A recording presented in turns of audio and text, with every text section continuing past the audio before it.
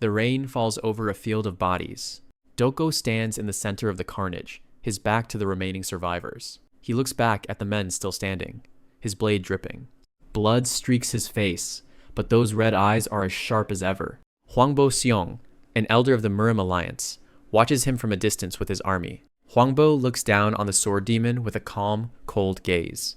Doko just gives him a bloody grin, calling him a coward for not keeping the battle a one-on-one. A subordinate starts to yell, but Huangbo Xiong raises a hand to silence him. He sighs this execution has gone on long enough. He explains to Doko that he truly has reached the pinnacle of martial arts. However, he lacks grace in his strength. What is this old dude yapping about? Doko knows his strength is finally failing. He is completely cornered at the edge of the cliff.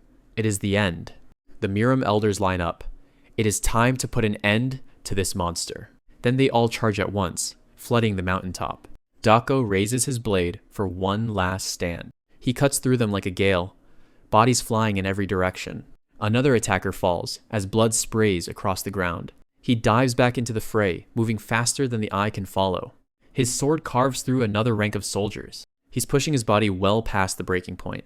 Surrounded on all sides, he prepares for the next wave. Suddenly, the elder's blade hits his leg, preventing his movement. Huangbo Xiong steps in, his hand radiating massive internal energy. The strike connects right with Doko's solar plexus. The Cloud Dragon Divine Palm explodes, sending out a massive shockwave. Doko coughs up blood as the energy tears through his internals. The force of the impact sends him flying off the cliff. He falls into the abyss, his hair whipping in the wind. Huangbo Xiong watches him drop from the edge of the precipice. The elder's eyes glow with a cold, teal light. Doko plunges into the dark, churning waters below. Back in the present, Wang Somi and her friends are running through the village. They're carrying food as they head toward a secluded barn. The kids stop just outside the old wooden structure. They flex their candies, while they complain Somi only has steamed buns. Somi asks if they don't like her steamed buns wheat a fist formed. And obviously, they say they love them. Inside, Doko is slumped against the wall, looking like a total mess. Her friends are immediately terrified by the strange, bloody man. Suddenly, Doko's red eye snaps open. Her two friends do the dash, thinking they ran into a monster. Somi just sighs and walks in, completely unfazed by him. Wang Somi stands there with her arms crossed, giving the sword demon a very skeptical look. Doko stares back at the little girl, his one good eye tired, but still sharp. He notices her calluses mentioning she must have some martial art prowess. Somi doesn't look intimidated at all. She looks like she's the one in charge of this situation. The fugitive just slumps against the wood, too exhausted to put up a fight against the child. She tells him her nickname, Namunhyang's Wild Girl. He looks at her shocked. He wonders what county he is in. She says Muan County, and he is shocked he drifted to the border of Shaanxi and Henan. Eventually, he just lets out a heavy sigh, mentioning it is a good thing because he is out of the Murim or Demon Alliance's jurisdiction. His stomach rumbles, and she asks if he is hungry. Somi pulls out a warm meat bun and shoves it right in front of his face. She gives him a bright, proud smile, clearly pleased with her own generosity. He tells her to eat it herself, and she asks why he doesn't want to eat it. She takes a second to admire the bun before doing something unexpected. She is about to take a massive bite right in front of him. Doko looks at the steamed bun. He definitely needs this food. The girl doesn't care at all, happily chewing away with her mouth full. She holds out the half-eaten bun, practically daring him to turn it down. He finally reaches out and takes the simple bread from her small hand. She asks if it is good, and he says it is edible. He is really cold. She asks for his name, saying hers is Somi. He tells her his name is Manghyun because if he told anyone his real surname is Doko, it is sure to cause problems. He affirms her suspicion of him stealing something, and she is quite happy she was right. She asks him why he stole things, and he tells her to get a good look at him. Hyun says he was hungry and stole some food. Then he wound up here. Hyun is surprised by her reaction, after she says she is glad it wasn't bad thievery, as she would have reported him. Somi reaches out a hand, a look of pure confidence on her face. She's ready to make a deal. She invites him to work at her escort agency. He is confused after hearing her mention that. She explains that he can work there and make money honestly. She thumps her chest saying her grandfather owns the agency, and he is looking for porters right now. He grabs a sturdy wooden staff to steady himself and slowly hauls his body up. He shoos her off, saying he is not interested. He grabs her by the collar and kicks her out. Somi has the door shut in her face, and yeah, Mayon is quite mean. She leaves, and he looks at his hand after coughing. His palm is completely soaked in dark, warm blood. His internal injuries are horrible. It was due to the attack that Elder got on him. He knows the only way to fix this is to get treated by the most talented inner chi expert, the Sound Demon. More importantly, the wound on his thigh is priority. He needs let this one heal so he can leave this place. Highest strength fails and he goes to sleep in the moonlight. He remembers Somi offering him food and being kind to him. However, he mentions that right now he is in no position to work as a porter. Then, in the morning, she comes in to greet him once again with steamed buns. The next day, she offers him steamed buns while he gets a drink at the river. "You have to eat if you want to get better," she shouts, trying to rouse the legendary warrior. He asks why she keeps coming, to which she replies, "Without me, you'll starve, mister." To help hide his identity, she decides his long, messy hair has to go and produces a pair of large scissors. She snaps them open with a mischievous glint in her eye, ready to play barber for this thief. Despite his injuries, Doko sits silently while the little girl begins her amateur haircut. He keeps his eyes closed, drifting in and out of a feverish sleep as she works. Somi stands behind him, carefully considering where to make the next cut to transform his look. She peeks at his face, noticing how much more human he looks without all that wild tangled hair. Snip! A thick lock of dark hair falls to the floor, the first major step in his disguise. Doko's profile looks cleaner and younger as the heavy layers of his past are removed. Gleefully, Somi holds up a round mirror so he can see the results of her handiwork. He stares at the reflection, stunned by the man looking back at him from the polished surface. He reaches up to touch his face, hardly able to believe he looks like a freaking beggar. The fearsome fugitive is gone, replaced by a man who might actually stand a chance at blending in. He looks at Somi, a silent sense of gratitude finally starting to take root in his heart. With the haircut complete, Somi waves a cheerful goodbye and heads back to her daily chores. She hums a little tune as she walks away, satisfied with a job well done for her secret guest. The next day, she's back at his side, carefully applying a cooling ointment to his chest wound. "Stop squirming, it's for your own good," she says with a stern, motherly tone. Doko watches her, mesmerized by the child's unwavering kindness toward a complete stranger. Somi asks if he's going to keep stealing. He says he won't do that anymore, and she says that is good, but something is on her mind. She tells him that she has to go back home now. She explains that she might not be able to bring him the buns for a while, so he should eat them slowly. He tells her to stop visiting him as he is about to be healed soon. Under the brim of her hat, Somi's face is a mask of grim, adult-like determination. She smiles saying it's too bad, because she really wanted to be his friend. Hyun just stares, not knowing how to reply to that. He stands tall, leaning on a sturdy wooden staff, saying that walking is not a problem anymore, so he can leave now. He walks outside and sees that Somi left a hat, as well as a better cane. The scene shifts to the grand gate of the Plum Blossom Escort Agency, currently under siege. Bang Kyo, the arrogant master of the Buyong Trading Company, arrives to demand his due. Wang Jinpeng, the aging master of the agency, bows his head in absolute despair and shame. Somi is found huddled on the cold stone steps, her small world crumbling around her. A worker in the agency asks Somi if she is cold out here in the rain. She says she wants to be alone for now. She cries, wishing she wasn't just a child, so she could help her grandfather with the matters at hand. Suddenly, someone walks up to her wondering why she is down when she said she is so wild and fearless. Wang Somi looks up, her eyes wide with shock and a desperate burgeoning hope as she recognizes the man standing before her. Hyun begins to loosen the hat. He said he would repay the debt one day. With a subtle, confident smirk, he asks Somi if he can repay the debt now. Somi lunges forward and wraps her arms around Doko's waist, burying her face in his clothes as she continues to sob.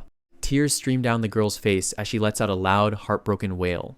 Doko stares down at her, caught completely off guard by the sudden emotional outburst. He follows her across the courtyard toward a pair of massive wooden doors, guarded by two stern-looking men. One of the guards steps forward, pointing a finger as he starts laying down the law.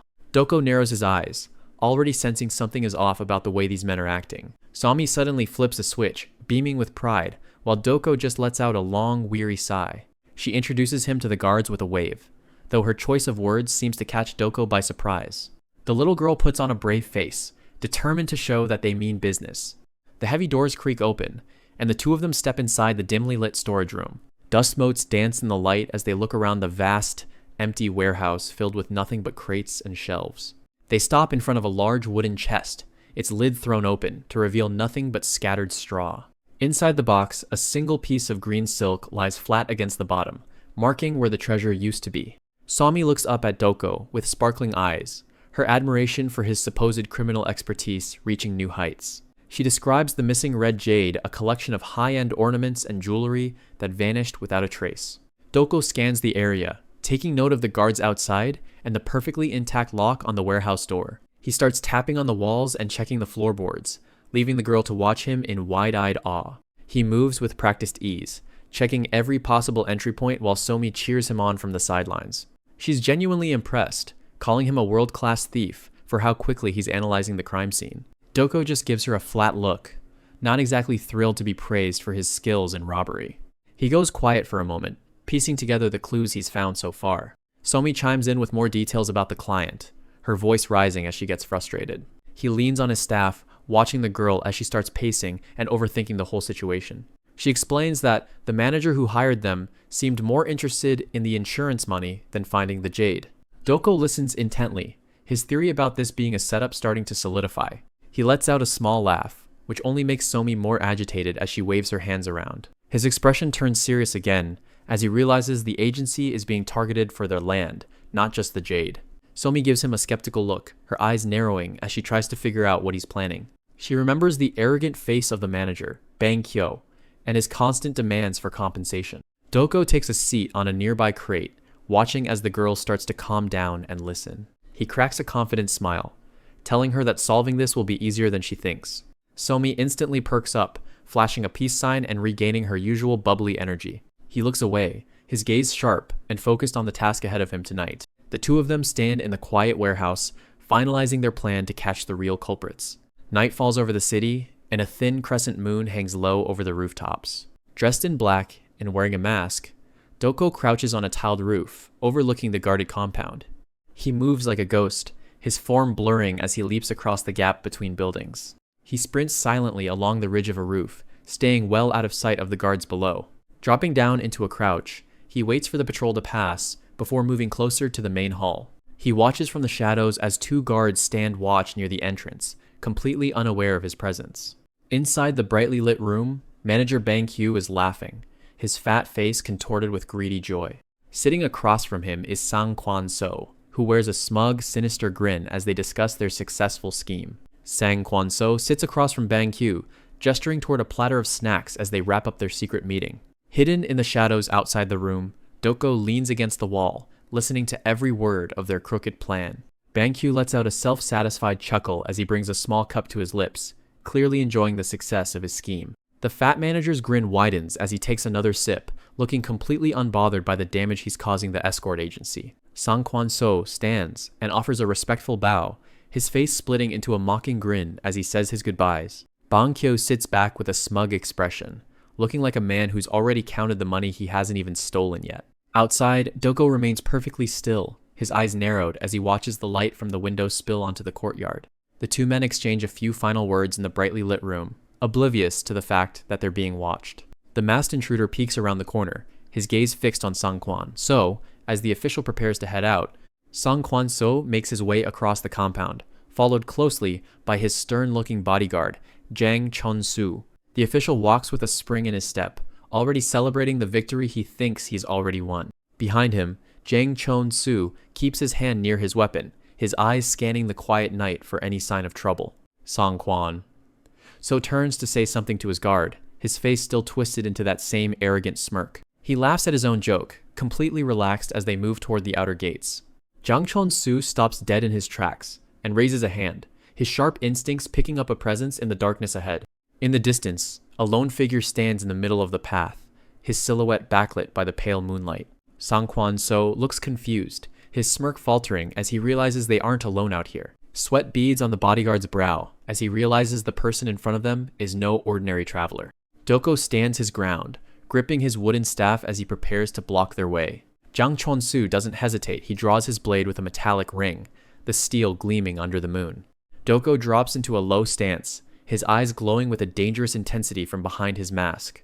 The bodyguard lunges forward, his sword becoming a blur as he strikes out at the mysterious beggar. Doko shifts his weight, swinging his staff in a wide arc to keep the swordsman at a distance. The air whistles as the blade cuts through the space, where Doko's head was just a second ago. He dances back, moving with a fluid grace that catches the veteran warrior completely off guard. For a split second, Doko's mind flashes back to his peak power, but he quickly refocuses on the reality of his current state. The two weapons clash, the wooden staff somehow holding its own against the sharp edge of the bodyguard's sword. Jang Chun-soo presses the attack, his frustration growing as he fails to land a single clean hit. Doko parries a heavy blow, the impact sending a jolt up his arms that reminds him he has no internal energy to back him up. He ducks under another swing, his eyes never leaving his opponent as he looks for an opening in the man's defense. With a sudden burst of speed, Doko slips past the sword and brings the end of his staff directly toward the guard's chest. A sharp thud echoes through the night as the wooden tip connects perfectly with a vital pressure point. Jang Chun-soo's eyes go wide and his mouth drops open as the air is driven from his lungs in an instant. The veteran swordsman's knees buckle, and he begins to topple forward, his weapon slipping from his grasp. Doko watches coldly as the man he just neutralized hits the ground with a heavy thud. Seeing his elite bodyguard defeated so easily, Sang Kwan-so lets out a strangled gasp and starts to back away in terror. The official's hands fly to his mouth to stifle a scream, his eyes bulging as he looks for a way to escape. He finds himself pinned against a large rock, the masked figure looming over him like a vengeful spirit. Panicked, Sang-kwan so turns and tries to scramble away into the darkness, but his legs feel like lead. He trips and falls flat on his face, his official's hat tumbling into the dirt as he grovels for his life. He looks back over his shoulder, his face pale with fear as he sees Doko approaching slowly. Doko stands over the trembling official, his eyes glowing red, with a promise of a very serious conversation. Doko, masked and holding a staff, stands over the thief. He expected the guy to be faster. The thief is trapped under his cold gaze. Yang Yop screams out in frustration. A swift crack of the staff hits home. Yang Yop takes the blow right to the face, blood spraying from his nose. He hands over the stolen pouch with both hands. Inside the bag, the red jade glows with a high price tag. Doko keeps his staff aimed right at the man's chest. The thief starts rambling, desperate to justify his crime. The masked master doesn't seem to care about excuses. Yang Yep pleads for mercy, making frantic gestures. Doko just stares him down. He turns his back and starts walking away, leaving the thief confused. He throws a final, warning glance over his shoulder. Yang Yop can't believe he's being let go like this. He grits his teeth, looking more determined than before. Suddenly, Doko is right behind him, eyes burning with a red light. He rests the wooden staff on his shoulders, looking completely unbothered. With one clean motion, he swings the wood through the air. Back at the barn, Doko finds Somi waiting for him on a pile of hay. He's genuinely surprised to see the little girl still awake. Somi looks up at him, relieved he's back. Her eyes go wide when she sees the fresh blood soaking through his clothes. She panics, realizing he's actually hurt. Somi points out the deep gash on his leg. She immediately grabs some cloth to help him out. The little girl gets to work, carefully wrapping the wound. Tears start to well up in her eyes as she sees the damage. She tries to wipe them away, but she can't stop crying. He drops the stolen pouch onto the wooden floor. Somi looks at the bag, and Doko asks her if she knows what it is. She pulls out a piece of red jade, her face covered in tears. Overwhelmed by everything, she lunges forward and gives him a big hug. She buries her face in his shoulder, sobbing her heart out. Doko explains that they need to see where this money leads. The next morning, they track the thief back to the city, where the porters gather. They blend into the crowd, keeping their eyes on the target. Doko and Somi peek around a corner, staying out of sight. They follow him through the winding streets, moving from one hiding spot to the next. Tucked behind some barrels, they watch the thief make his move. Somi holds onto a small bundle, looking back at her guardian. Doko gives her a reassuring pat on the head before they continue the chase. Yang Yop walks past the city guards, trying his best to keep a low profile. He heads straight into a local shop to buy the medicine his sick mother needs. Outside, Doko and Somi keep their distance while grabbing a quick bite to eat. Back at his small home, Yang Yop finally sits down with his frail mother. He tries to explain where he's been, his voice trembling with a mix of fear and guilt. She looks at him with deep suspicion, sensing that something is very wrong. He presents a box full of silver coins, hoping it will be the answer to their prayers. Instead of a thank you, he receives a sharp slap across the face. The mother breaks down in tears, realizing her son turned to crime just to save her life. Yang Yep begs for her to understand, but she's already reached her breaking point.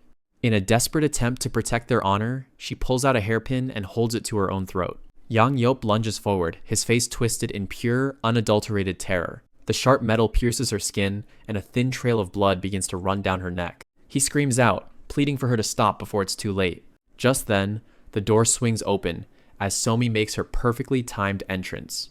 Both of them freeze, completely caught off guard by the young girl's sudden appearance. Somi bursts into the room with a wide smile, acting as if she's just delivering a regular package.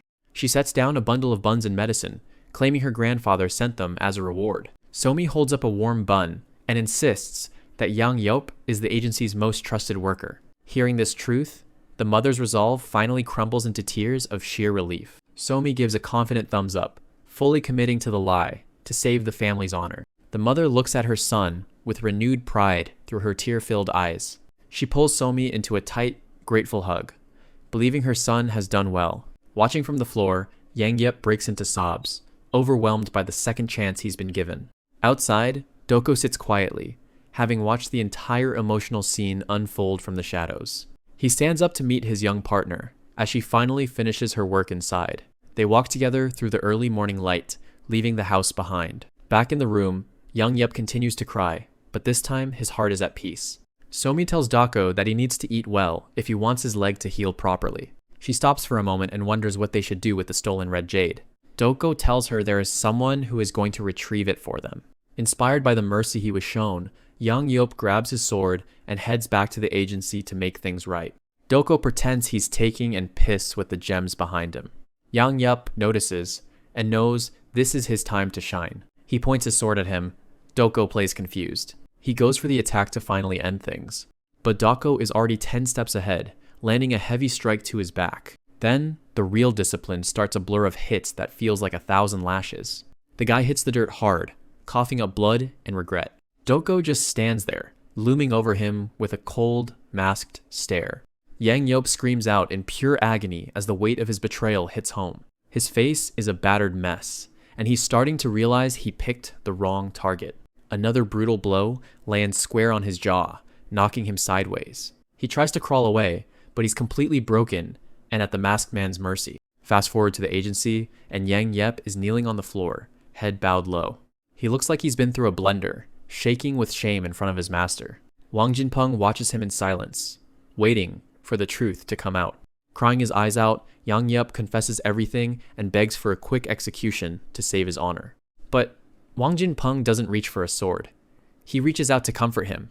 The master lets out a massive roar, letting his buried emotions finally boil over. He looks at the documents on his desk, thinking about everything they've built over the years. The master turns his back, probably trying to keep his composure in a moment of weakness. He stares out into the room, reflecting on the long road they've walked together.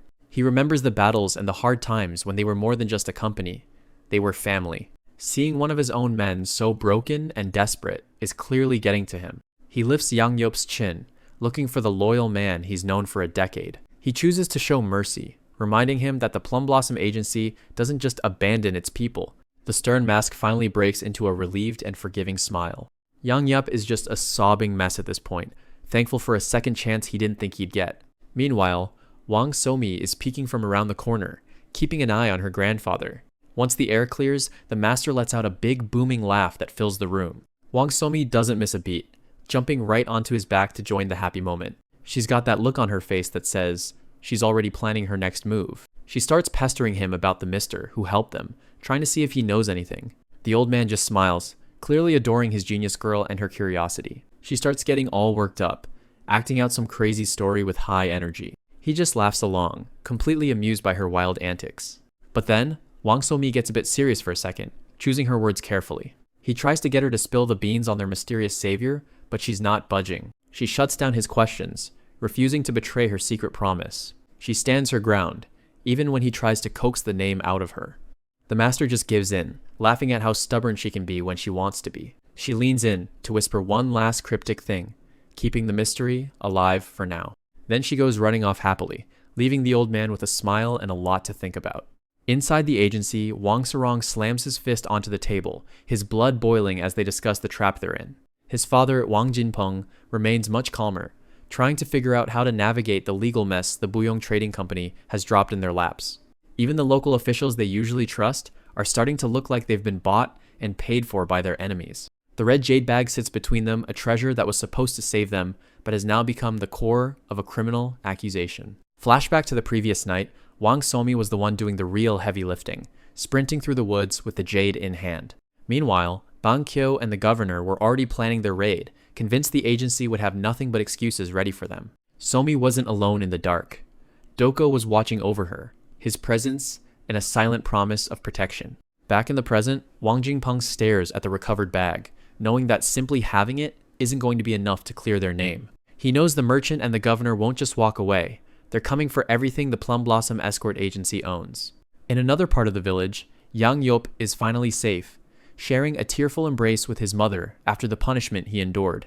The old woman cries with relief, knowing her son is alive and has been given a chance to redeem himself. Wang Jinpeng takes a quiet moment to himself, the burden of his leadership and the safety of his family weighing heavy on him. Over at the guest house, Doko is taking it easy, resting his leg and preparing for whatever comes next. The door swings open and Somi comes charging in, her face beaming with energy despite everything they went through. She doesn't hesitate for a second, jumping into a huge hug that almost knocks the wind out of him. Even a legendary warrior like him can't stay cold for long when this little girl is around, and he lets out a rare smile. She's even brought him some snacks, 2 big fluffy buns to help him keep his strength up while he recovers.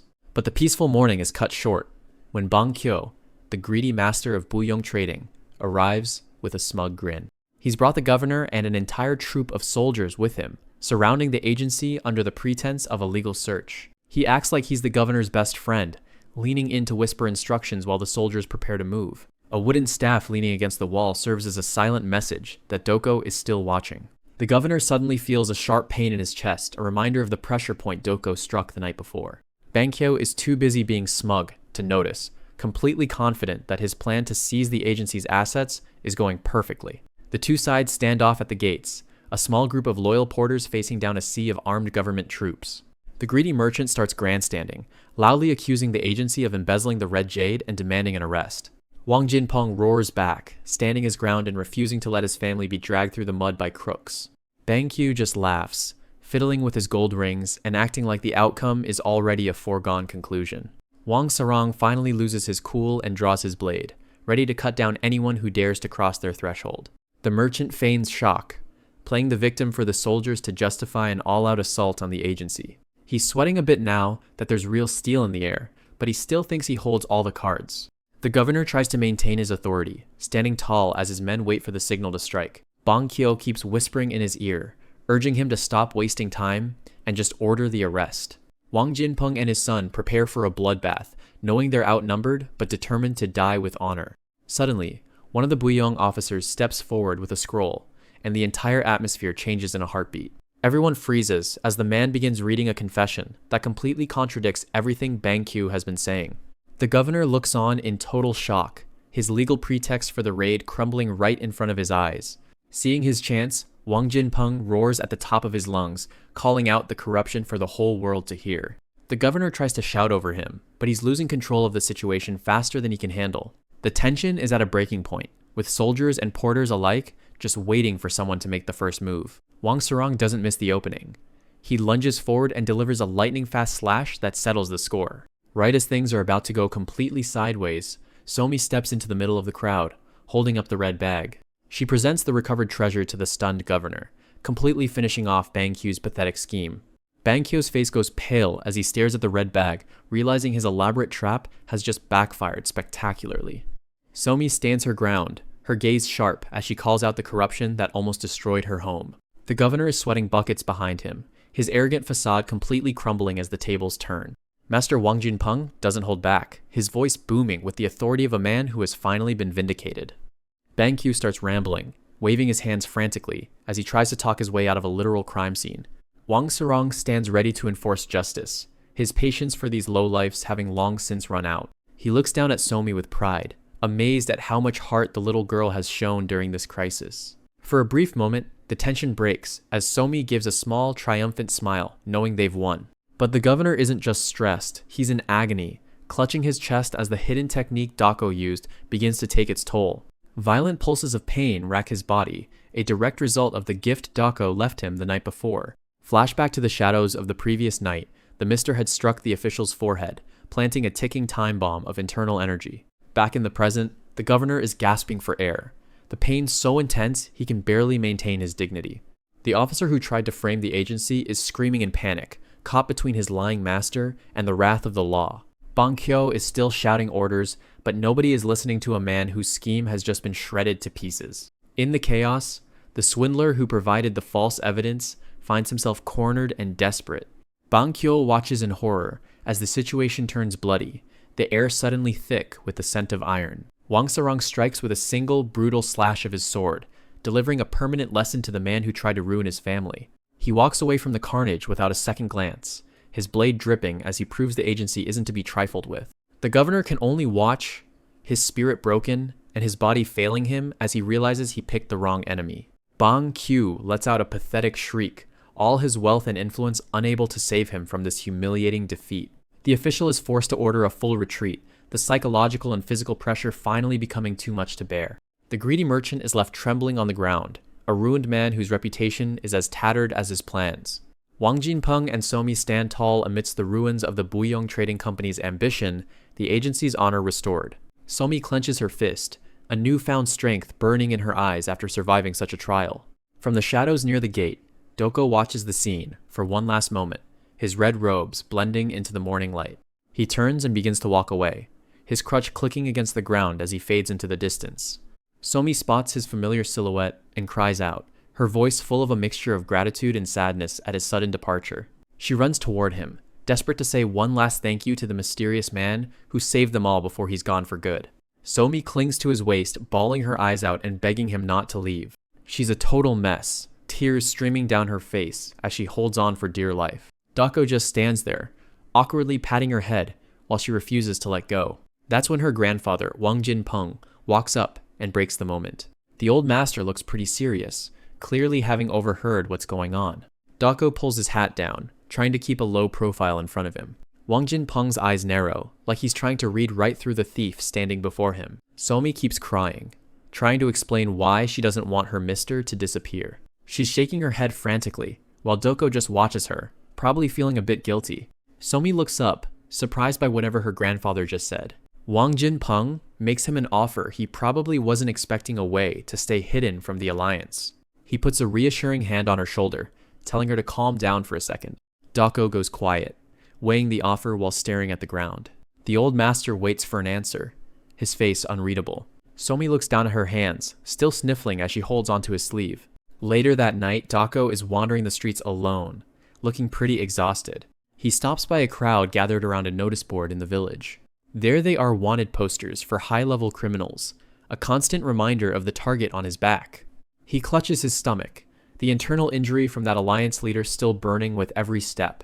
He tries to meditate, but the residual chi is still wrecking his body, showing just how much damage he really took. He eventually gives up, coughing as the pain becomes too much to ignore.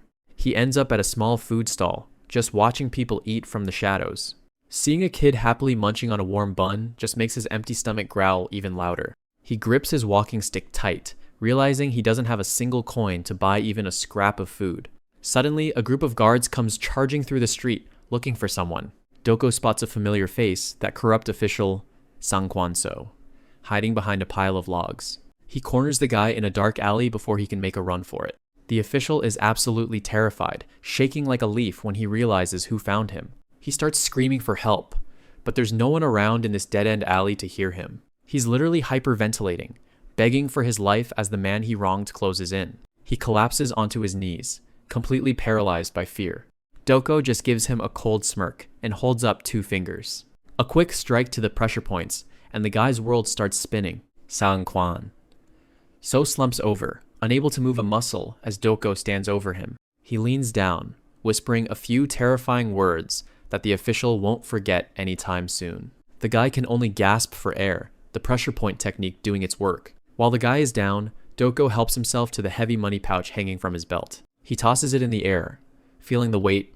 This should be more than enough to get by for now. He leaves the corrupt official in the dirt, heading back toward the agency. Back at the manor, Wang Jinpeng is still awake, looking out over the quiet courtyard. One of the men carries a fast-asleep Somi through the dark halls. Her grandfather tucks her into bed, looking down at her with a soft expression. Wang Jinpeng starts the morning by offering incense and paying respects to the agency's ancestors. The air is thick with smoke as he performs the ritual with deep reverence.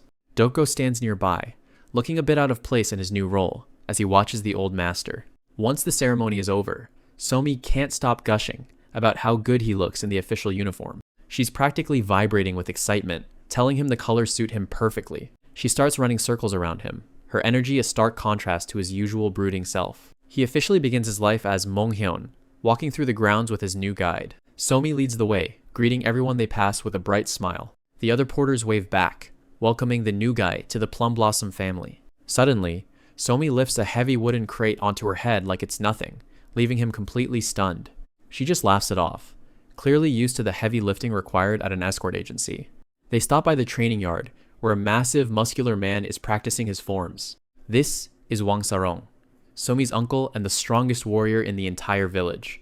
He moves with incredible power, his every strike cutting through the air with precision. Dako watches closely, his eyes immediately drawn to the nasty scar on the man's chest. It's clear Sarong has seen his fair share of battles, the marks on his body telling a story of survival.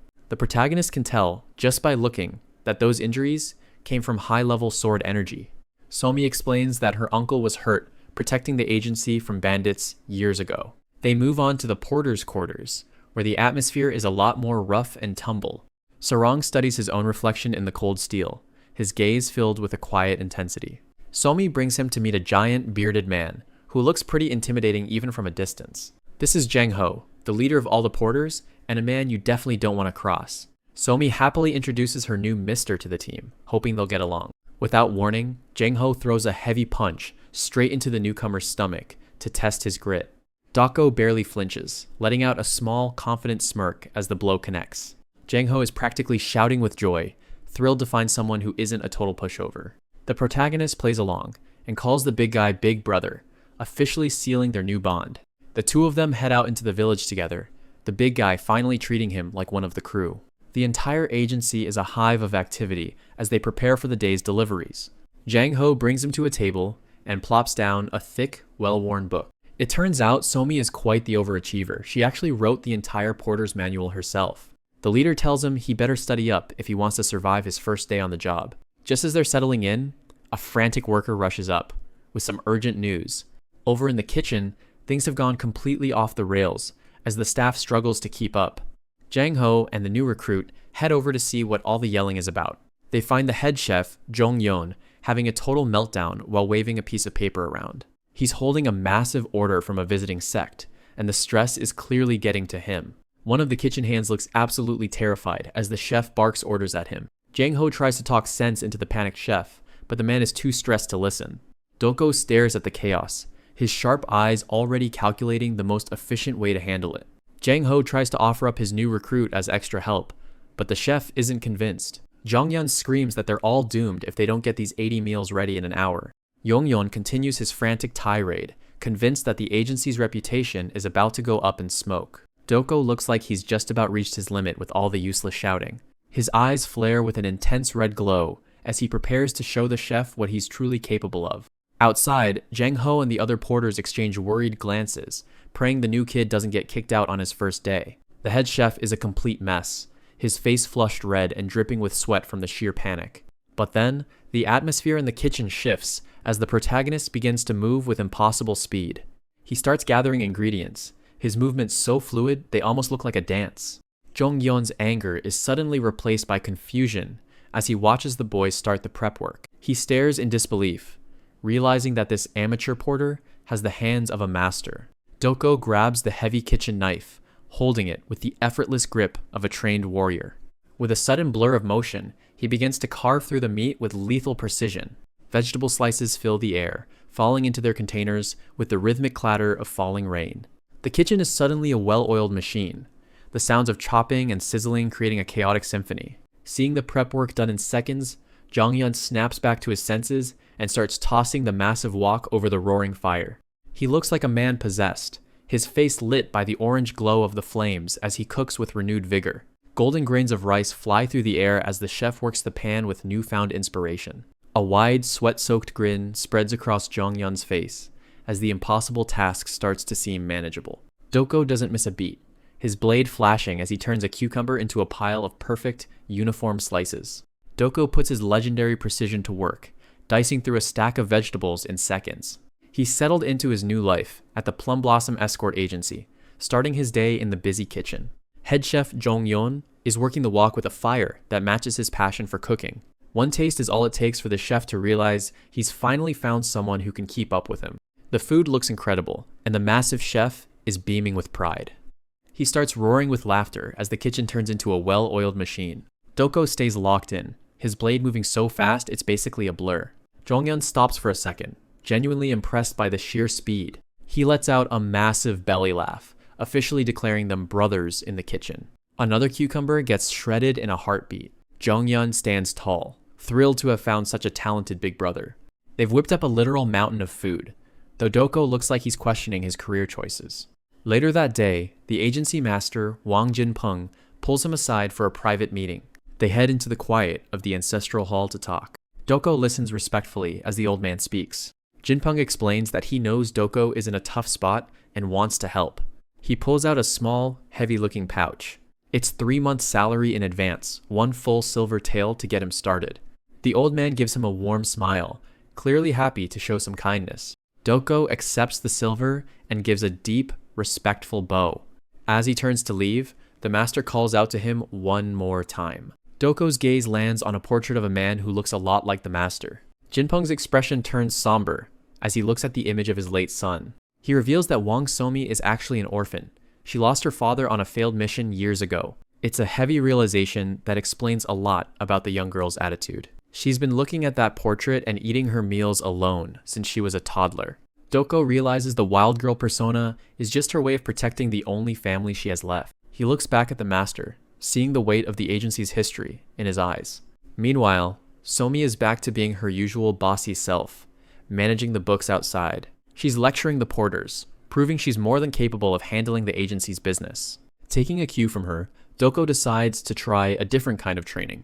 He signs up for porter duty, carrying a load that would normally require a small team. Since his internal chi is a mess, he figures he can at least train his physical body through manual labor. Sweat drips from his chin as he pushes through the literal weight of his new job.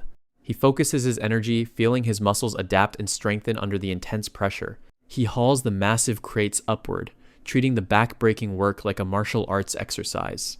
He does some quick math and smiles, thinking about how fast he'll earn 10 silver taels. He pauses for a breath, sensing someone watching him. He looks over to see a young worker holding out a bamboo container. It's Song-eun, the agency's youngest porter, offering the newcomer a drink. Doko takes the water, noticing the friendly spark in the kid's eyes. Even with the heavy labor, the agency feels more like a home than any palace he's ever stayed in. Doko finishes the water Song-eun brought him, while the kid watches with pure admiration. He wipes his mouth, probably feeling a little awkward under all that intense hero worship. Song-eun doesn't waste a second, immediately babbling about how incredible Doko's strength is. The kid clenches his fist, declaring that one day he wants to be just as strong as his new big brother. Doko just blinks at him, not quite knowing how to handle his first official fan. The boy runs off with a massive grin, leaving Doko to his thoughts. His quiet moment is cut short as a group of village kids come charging through the gates in a panic. They head straight for Doko, waving their arms and shouting for help. He can tell right away that something is seriously wrong in the village. One of the kids is practically in tears, pointing frantically back the way they came. They start screaming at the top of their lungs, making sure everyone in the agency hears them. It definitely gets Wang Somi's attention, and she comes flying out of the building looking like a tiny hurricane. She stops in front of the distraught group, her expression already turning grim. Hearing the news, her jaw tightens as she prepares to take action. No one messes with her people. She immediately takes charge, leading the way out with Doko and the others following close behind. Doko scratches his head, realizing his afternoon training session has officially been hijacked. They sprint through the village paths, kicking up dust as they race toward the trouble. They find the source of the commotion. A few older boys in red robes holding a local kid hostage. It's Youngchil, and he's in bad shape, bloodied and bruised, while one of the bullies pulls his hair. Somi slides to a halt, her eyes narrowing into dangerous slits as she surveys the scene. Seeing her friend in that state makes her blood boil instantly. The bullies from the Dragon Spring sect are clearly enjoying the power trip, keeping the poor kid pinned down. Somi's little squad starts pointing and shouting at them to pick on someone their own size. But Somi is beyond shouting. She looks like she's about to explode from pure rage. Their leader, Guakcheo, just stands there looking smug, clearly proud of his handiwork. Somi demands that they let Youngchil go immediately, her voice steady but lethal. Instead, Guakcheo mockingly pats the crying boy's head, treating him like a pet. Then, without warning, he shoves the kid's face back into the dirt with a sickening force. He looks at Somi with a malicious grin, practically begging her to do something about it. Somi's teeth are grinding together as she tries to keep herself from lunging forward. Guakcheo stands tall over his victim, acting like he owns the entire street. Somi is trembling with anger, her small frame barely able to contain it. Inside, she's already decided that these jerks are going to pay for every single bruise. The tension reaches a breaking point as the two groups stare each other down. Guakcheo starts mocking the Plum Blossom Agency, calling them a bunch of irrelevant weaklings. That was the last straw. Somi tells him he's officially crossed a line he can't come back from. Guakcheo loses his temper and grits his teeth, his fist glowing with a dangerous light. Somi just scratches her face, looking completely bored by his little tantrum. The bully launches himself forward, throwing a high-speed punch aimed right at her head. Somi stands her ground without flinching, watching the blow approach. But before the punch can land, a hand suddenly shoots out and catches his fist midair. It's Dako, and he swapped his porter gear for a black mask to keep his identity a secret while he protects her. Doko's gaze is cold as ice behind his black mask. He doesn't say a word, letting his iron grip do the talking. Guakchil's arrogant smirk vanishes instantly, replaced by a scream of agony as his wrist is crushed. With an effortless flick of his arm, Dako sends the bully flying through the air like a piece of unwanted trash. Guakchil crashes into his lackeys, and the look of sheer terror on their faces is absolutely priceless. He groans on the ground, his pride even more bruised than his body after that humiliating defeat. Realizing they're completely outmatched, the bullies scramble to their feet and flee as fast as they can. Somi looks like she's just won a major war, and having a mysterious masked guardian behind her only adds to the hero vibe. Back at the Dragon Spring sect, Guakchil can barely look his master in the eye as he recounts the incident. Guak Jonghu is absolutely livid, his face contorting with rage that his best student was humbled by a porter. Guakchil kneels and trembles, trying to explain how a masked stranger effortlessly countered his every move. His master doesn't want to hear excuses. He grabs the boy, his expression filled with cold, predatory fury. Guakchil can only look on in terror as he realizes he's about to be punished for his failure. Guak Jonghu stands over him like a ruthless judge, delivering a final sentence. He channels a sinister red energy into his hand, preparing to teach his student a painful lesson about weakness. With a cruel smirk, he unleashes his power, making it clear that failure is never tolerated in his sect. He walks away, leaving his student broken on the floor, while his mind turns toward a dark revenge. Meanwhile, life at the agency is much more peaceful. Doko is back to his training, though he has a tiny passenger. Somi is still buzzing with excitement, reenacting the moment the masked hero saved her village. She even finds a pink cloth to use as her own hero mask, tying it clumsily over her small face. She looks incredibly proud of her new disguise, beaming with joy as she sits on Dako's back. Doko can only huff and puff through his push-ups, clearly exhausted by the kid's bottomless energy. Somi leans in close, whispering her grand plans for their future secret missions together. Her smile is so bright it's almost contagious, making Dako's grueling workout feel a bit more manageable. She even insists on a pinky promise to keep their special hero training a secret from everyone else. Doko continues his set with a grunt, though he's definitely starting to feel the extra weight. The excitement eventually wears off, and Somi snuggles down against his broad shoulders, her eyelids heavy. She rests her chin on his back, finding the steady rhythm of his movements surprisingly soothing. Before long, the little hero has drifted off into a deep sleep, completely tuckered out from her long day. Doko stops and looks back at her, a rare, soft smile tugging at the corners of his mouth. But the peace may be short-lived, as Guak Jonghu and a bandaged Guakchil plot their next move against them. Guak Jonghu rolls up with the kind of smug face you just want to slap. He's brought Guakchil along, likely to act as a prop for his latest drama. Doko is watching from behind a wall, already smelling trouble from these guests. The sect leader starts making demands, acting like he's doing everyone a favor by showing up. But Master Wang Jinpeng and Somi aren't the types to just roll over and take it. The old man looks at his granddaughter, giving her the floor to speak her mind. Somi doesn't hold back, calling the kid out for being the real bully here. Guak's fake smile vanishes the second he realizes they aren't intimidated. His men are ready to back up whatever move he makes next. Somi sticks to her guns, pointing out exactly where the trouble started. The tension in the courtyard is getting thick as the two sides face off. Guak Cheol starts acting up, crying about his arm to stir up some sympathy. Master Wang puts a steady hand on Somi's shoulder to keep her from blowing a fuse. He tells the sect leader that his granddaughter's actions were completely justified. Since they're at an impasse, Guak suggests a private duel to settle the score. Master Wang Jinpeng accepts, knowing there's no way to talk their way out of this. They clear out the space to make room for the two fighters. It's Captain Yun So-Chian versus the agency's head porter, Wang Sarong. Yun looks like he thinks this is going to be a walk in the park for him, but Wang Sarong is just standing there, looking totally calm and collected. The captain goes for it, lunging in with a sudden burst of speed. Sparks fly as their blades finally meet in the middle of the courtyard. Guak and his son watch from the sidelines, looking pretty confident in their guy. Yan starts letting loose with a flurry of rapid-fire strikes to overwhelm the porter. He's even got time to smirk, thinking Sarong is just barely hanging on. A whole storm of sword shadows completely surrounds the head porter. But Sarong stays steady, parrying every single blow with minimal effort. Suddenly, Sarong flips the script, countering with his own shadow dance style. Yan's face goes from cocky to panicked in a split second. With one decisive move, the head porter shuts him down and ends the duel. Seeing his top captain lose to a porter has Guak Zhonghu absolutely seething.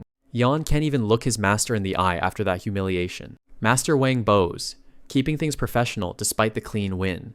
Guak sheaths his sword with a bitter expression on his face. He turns his back, having lost a massive amount of face here today. Somi watches them leave, but she doesn't exactly look like she's celebrating. Guak's face is pure poison as he stomps out of the agency. Later, Somi is feeling pretty bad, thinking she caused all this trouble. Master Wang sits her down, looking a lot softer now that the guests are gone. She's worried that her standing up for herself is going to cost the agency, but the old man tells her that sticking up for what's right is the most important thing. He walks off, leaving her with plenty to think about. Back inside, Master Wang Jinpeng is giving Somi a bit of a lecture on the agency's core values. Somi takes the lesson to heart, giving him a respectful bow for his guidance. Meanwhile, Guak Zhonghu is absolutely seething over his recent public humiliation. The sect leader is already plotting a way to get his revenge on the Plum Blossom Agency. He looms over his subordinates, radiating enough killing intent to freeze the whole room. He decides it's time to bring out his secret weapon, regardless of the potential cost. His man looks like he's about to faint from terror just hearing the details of the plan. A team of his disciples heads out into the storm to a forbidden mountain cave. Behind a heavy stone door covered in seals, they keep a monster chained to the wall. This is the Poison Cliff Witch, and she looks more than ready for a bit of fresh air. Back at the agency, Master Wang Jinpeng is performing his morning rituals in peace.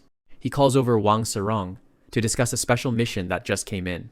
The head porter listens intently, not knowing he's being lured away from his home. The old master is all smiles, happy to see his strongest fighter taking on a big task. But under the cover of the rain, a group of shadowy figures is already on the move. They're moving with the kind of precision that only trained assassins possess. At the training grounds, Doko is watching the daily grind of the other porters. Song-un is looking surprisingly fired up today, practically bursting with energy. It seems the kid took Doko's advice about stamina training a little too far. He's been pushing himself until he can barely stand, trying to get stronger as fast as possible. Doko tries to talk some sense into him, but the kid is determined to prove his worth. The porters gather in the yard for their final exam, a massive delivery to Unok Mountain. They've got a mountain of heavy ritual crates that need to reach the summit. The route is shown on a map, and it looks like a total nightmare of a climb. The instructor is grinning like a madman, clearly ready to see some suffering. He gives the shout, and the training exercise officially begins. The recruits take off with their heavy loads, trying to maintain a steady pace. Somi and Master Wang wave them off, hoping everyone makes it back in one piece. Song-un is pushing himself to the front, refusing to let any exhaustion show on his face.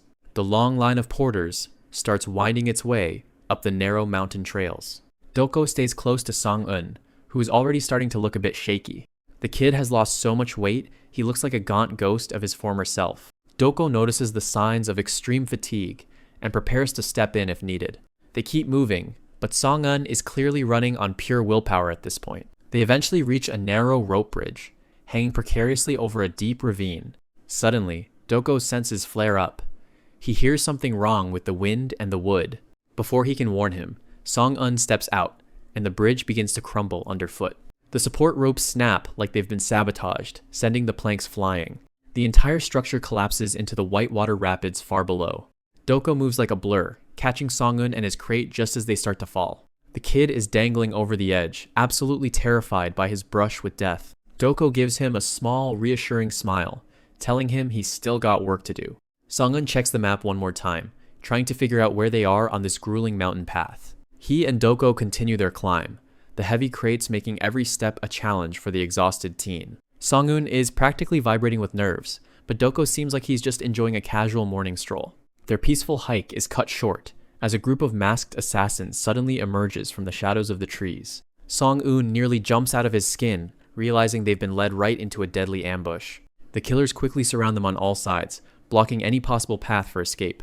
But as Doko looks up at them, his eyes flash with a dangerous, blood-red light. The assassins don't waste time with words. They draw their blades and close in for the kill. Doko doesn't even flinch, his absolute calm making the attackers hesitate for a split second. In a sudden blur of motion, he moves to protect the cargo, while ensuring Song-eun stays behind him. The assassins charge forward together, thinking they can easily overwhelm him with sheer numbers.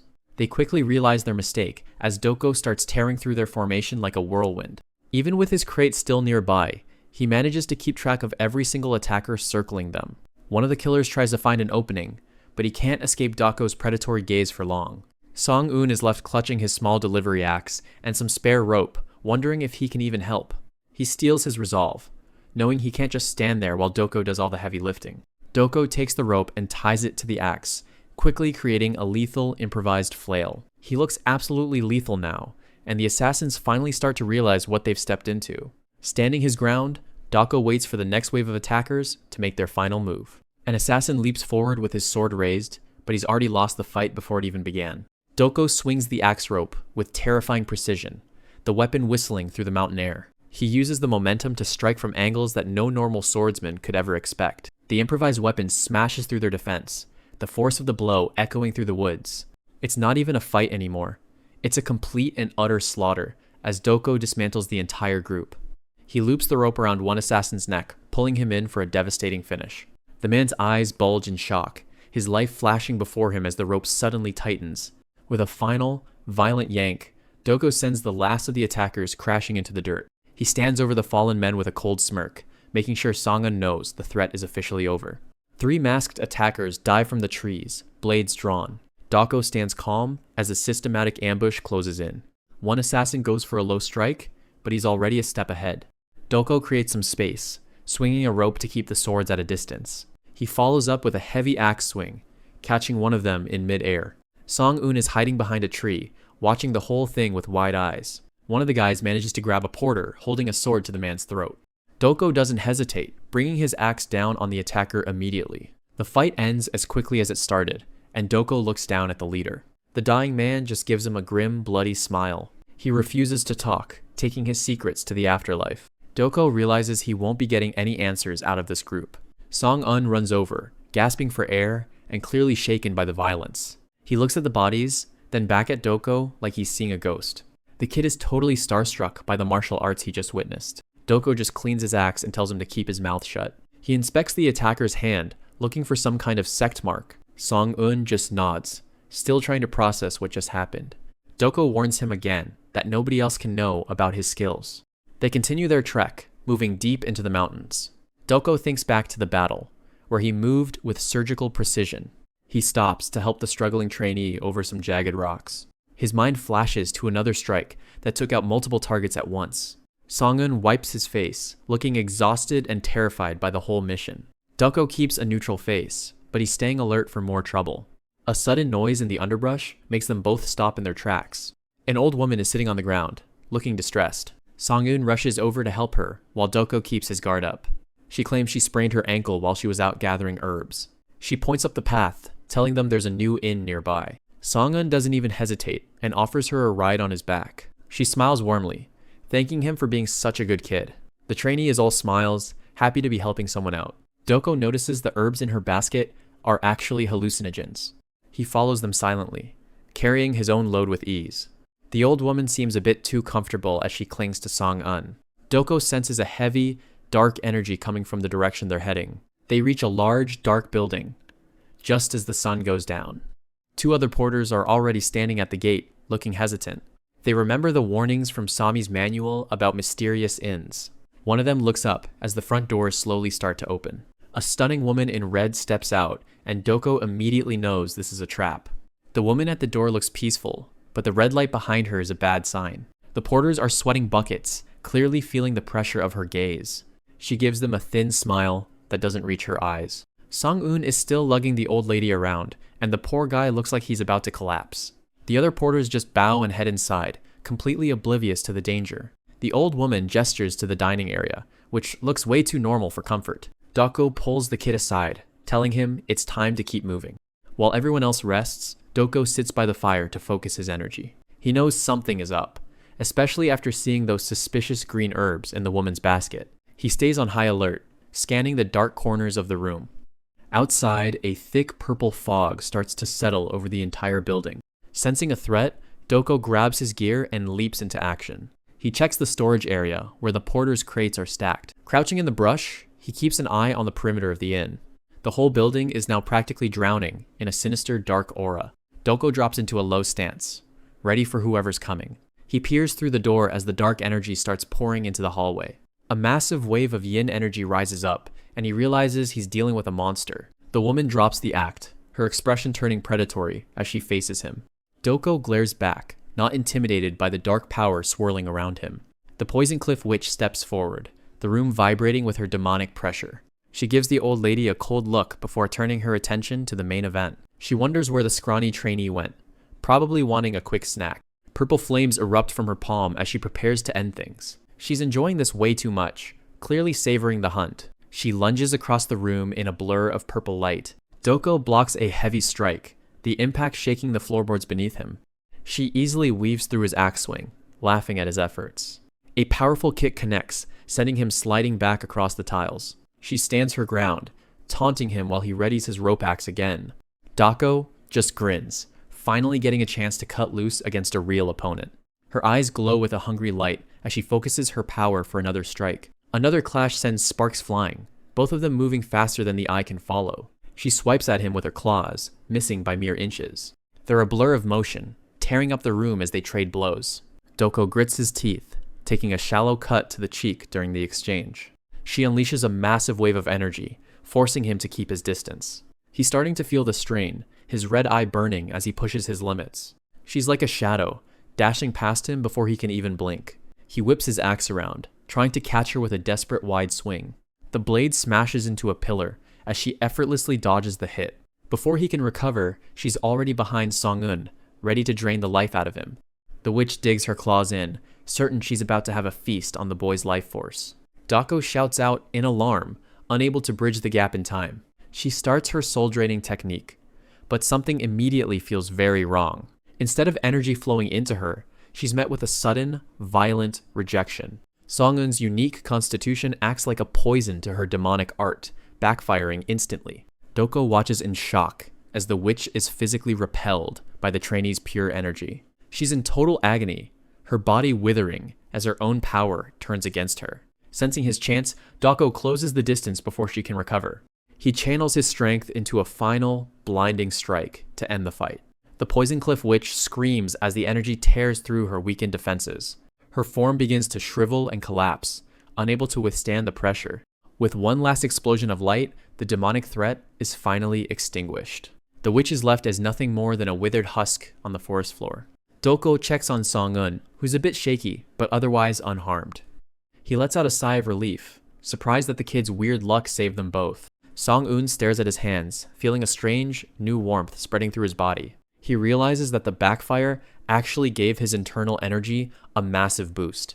The kid starts jumping around with joy, completely forgetting how close he came to death. Behind them, the defeated witch remains a grim reminder of the night's battle. The old woman falls to her knees, sobbing as she sees her master fallen. She begs for her life, claiming she had no choice but to serve the witch. Doko's expression is cold as he listens to her excuses. She keeps wailing, the weight of her actions finally catching up to her. Even though she was a lure, Doko decides to let her live with her guilt. Nearby, they find the skeletal remains of others who weren't as lucky as they were. Doko looks down with a grim expression, reminded of the Miram's inherent cruelty. The porters are overjoyed, thanking the two of them for saving their lives. The old woman bows deeply one last time, truly grateful for the mercy she didn't deserve. All the porters follow suit, showing their deep respect for Doko's strength. They're just happy to be alive and ready to put this whole ordeal behind them. Doko slaps Song-eun on the shoulder, telling him it's time to head back to camp. The whole group lets out a cheer, their spirits finally lifted by the victory.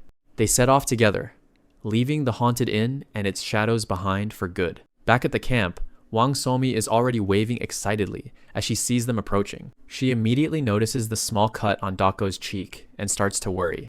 He tries to play it off as nothing, but the girl isn't convinced. Somi looks genuinely upset that he got hurt while he was away. Doko reaches into his robe, remembering the one thing he salvaged from the mess. He pulls out a small, fancy red pouch he found at the inn to give to her. The Plum Blossom Escort Agency is buzzing today, as everyone gathers in the main courtyard for a major announcement.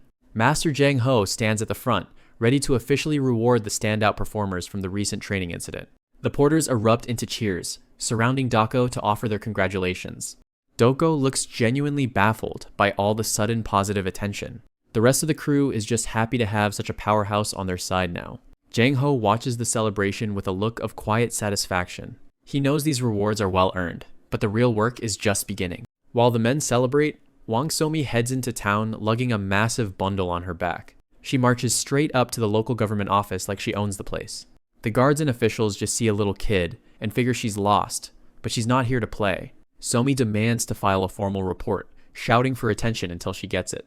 She eventually gets an audience with the magistrate, who looks like he'd rather be literally anywhere else.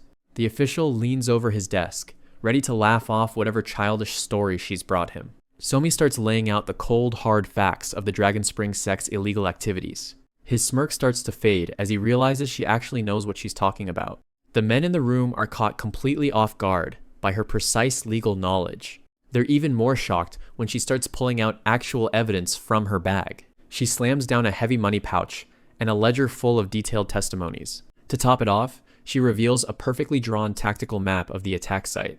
Using a stick to point out every detail, she leaves no room for excuses or cover-ups. The officials are left speechless, realizing this kid is more dangerous than any warrior they've met. Back at the agency, Doko isn't letting his new status go to his head. Since his internal chi is ruined, he's focusing everything on raw, external physical force. He flows through his training forms with a cold, mechanical precision. Every movement is designed to rebuild his strength from the ground up. His focus is absolute, his mind centered on regaining the power he lost. He slams his shoulder into a massive tree trunk to test the impact of his physical form. For a split second, that legendary sword demon intensity flares back into his eyes. He throws a single, devastating punch straight into the wood. The tree literally shatters under the sheer pressure of the strike. He exhales, the heat rising from his skin as he finishes the set. He swaps his training rags for a clean, dark robe. This is his new uniform, the mark of a premium porter. Somi bursts into the room later, looking excited about a new purchase. She presents a large pink bundle, practically glowing with pride. She tells him not to worry about the cost as she hands it over. Inside is a set of high-quality light armor she bought with her own allowance. She puffs out her chest, happy to finally give her new friend something useful. Doko actually lets a faint smile slip through his usual cold mask. Somi is thrilled to see him appreciate the gift, her plan coming together perfectly. Song-eun and Cholyun barge in next, carrying snacks to celebrate their own promotions. They proudly point to their new patches, officially becoming Doko's new right-hand men. The group settles in for a celebratory meal, the table packed with enough meat and drinks to feed a small army. Cholyun is in high spirits, laughing loudly as he enjoys the agency's newfound success. Doko, however, looks a bit overwhelmed by the sudden warmth and praise from his companions. Cholyun notes how much easier the porter work has become since Doko joined the team. Even the younger porters like Song-eun are feeling a new sense of pride and confidence in their work. The big guy just keeps shouting praises, clearly having the time of his life during the feast. Somi joins in the excitement, pumping her fists with a determined look in her eyes. She's already thinking 3 steps ahead, her mind never staying in the present for very long. Suddenly, she starts tearing up, putting on a dramatic show of emotion for the benefit of the guys. Doko gives her a gentle pat on the head, trying his best to calm her down. She immediately flips the switch, making a scary monster face to show she was just acting the whole time. As the sun sets over the agency barn, a much more serious conversation is taking place across town. At the Dragon Spring sect, Miram Alliance elder Hua Zhonghui is definitely not in a celebratory mood. He stares down sect leader Guak Zhonghu, his expression full of cold and calculated disappointment. He's here to address the sloppy handling of the recent business at the escort agency. He slams down the evidence Somi filed, specifically that incriminating dragon-marked money pouch. Hua Zhonghui is furious that a mere child managed to put the entire alliance's reputation at risk. He makes it crystal clear that this kind of public incompetence won't be tolerated a second time. The elder's rage is palpable, as he demands a way to bury the legal report immediately. The alliance has a powerful image to uphold, and they can't have detailed crime reports floating around. Somi's thoroughness has forced these high-ranking officials to personally step in and clean up the mess. Hua Zhonghui instructs Guak to use their significant influence with a local magistrate to squash the case. Guak Zhonghu can only listen in silence, knowing he's messed up the assignment big time. Guak slams the table in frustration, angry that a little girl has caused him so much trouble. They decide to force a not guilty verdict, pinning the whole incident on a convenient scapegoat. Meanwhile, Somi is back at the agency, her expression darkening as she hears about the verdict. Training continues regardless, with Doko doing push-ups while Somi sits casually on his back. She's still holding the corruption ledger, knowing their fight for justice isn't over yet. Doko adjusts his new robes, prepared to take more direct action since the law failed them.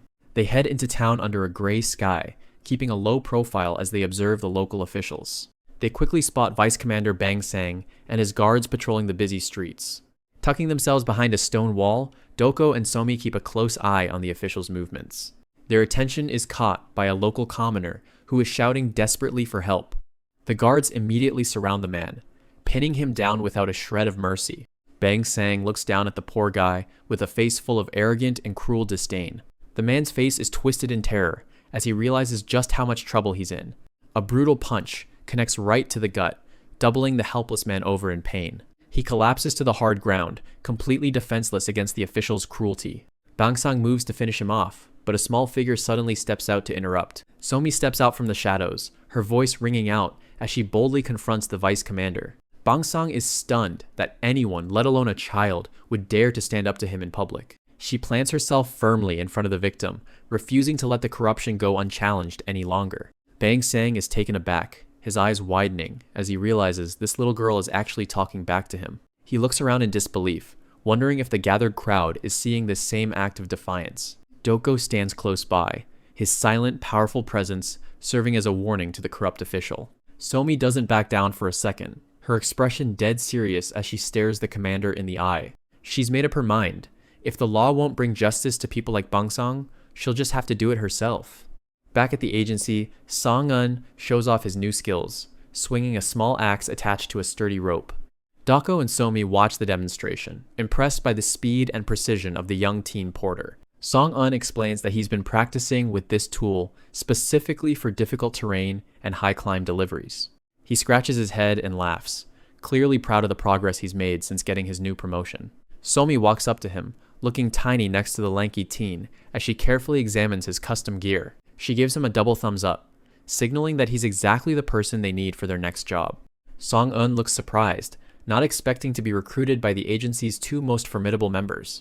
Dako watches them with a subtle smirk, glad to see Somi building her own capable little team. He knows they're about to do something dangerous, but he trusts Somi's tactical mind completely. Song-un is practically buzzing with excitement, eager to prove himself beyond just carrying heavy boxes. He flexes his muscles, showing that while he's lean, he's got the strength to handle whatever they have planned. Doko crosses his arms, listening as Somi starts laying out the specific details of their nighttime operation. He looks a bit skeptical about some of the more chaotic parts of her plan, but he doesn't stop her.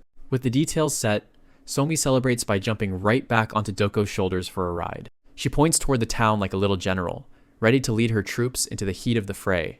Night falls over the city, and the target, a lavish and corrupt residence, is bathed in soft moonlight. The trio prepares to move in, with Somi still perched comfortably on Doko's back as they approach. They move with practiced silence, Doko and Song-un covering their faces with black cloth masks. A small firebomb is tossed through the air, trailing a line of bright sparks as it heads toward the target. The supply shed erupts in flames, immediately drawing the attention of every guard stationed at the front. While the guards are distracted by the fire, Somi pulls out her ledger and starts making quick adjustments.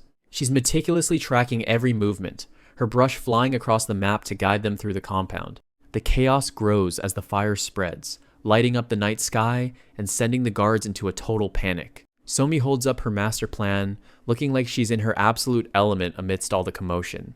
Doko and Song-eun look on, a mix of admiration and slight terror at how well she's handling the heist. She produces 2 small bundles, her eyes glinting with mischief as she prepares for the next phase. Song-eun is all smiles under his mask, clearly enjoying the thrill of this unconventional nighttime mission. Somi gives a playful wink and a peace sign, fully confident that their plan is working exactly as intended.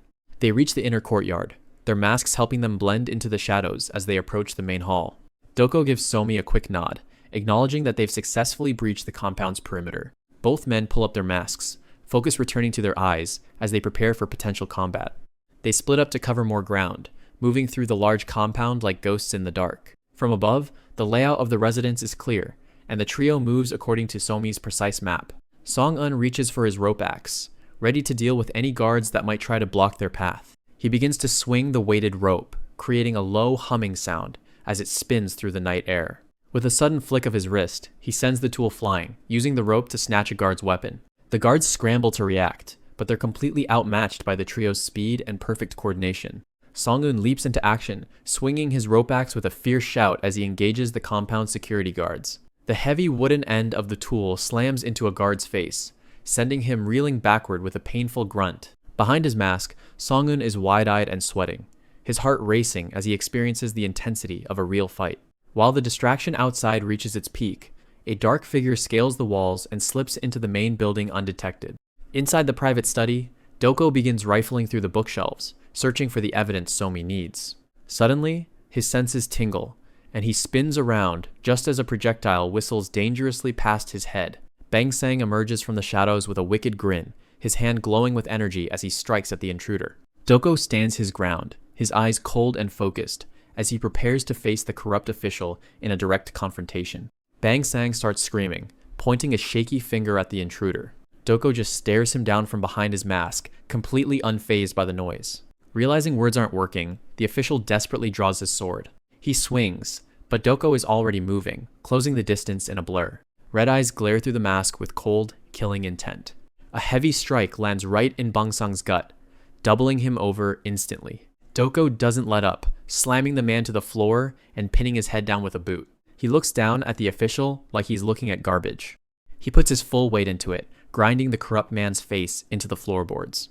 The commotion finally brings the guards running into the room. The intruder glances back, his aura signaling that they're in for a rough night. He leaps into action, catching the first guard with a kick that sends him flying. Another guard takes a hit straight to the face before he can even blink. In seconds, the floor is littered with moaning guards, while Doko stands tall. He turns his attention back to Bang Sang, who's trying to crawl away like a worm. He grabs the official by his top knot, forcing him to look at the mess he made. On a nearby shelf, he finds exactly what he was looking for, a heavy ledger.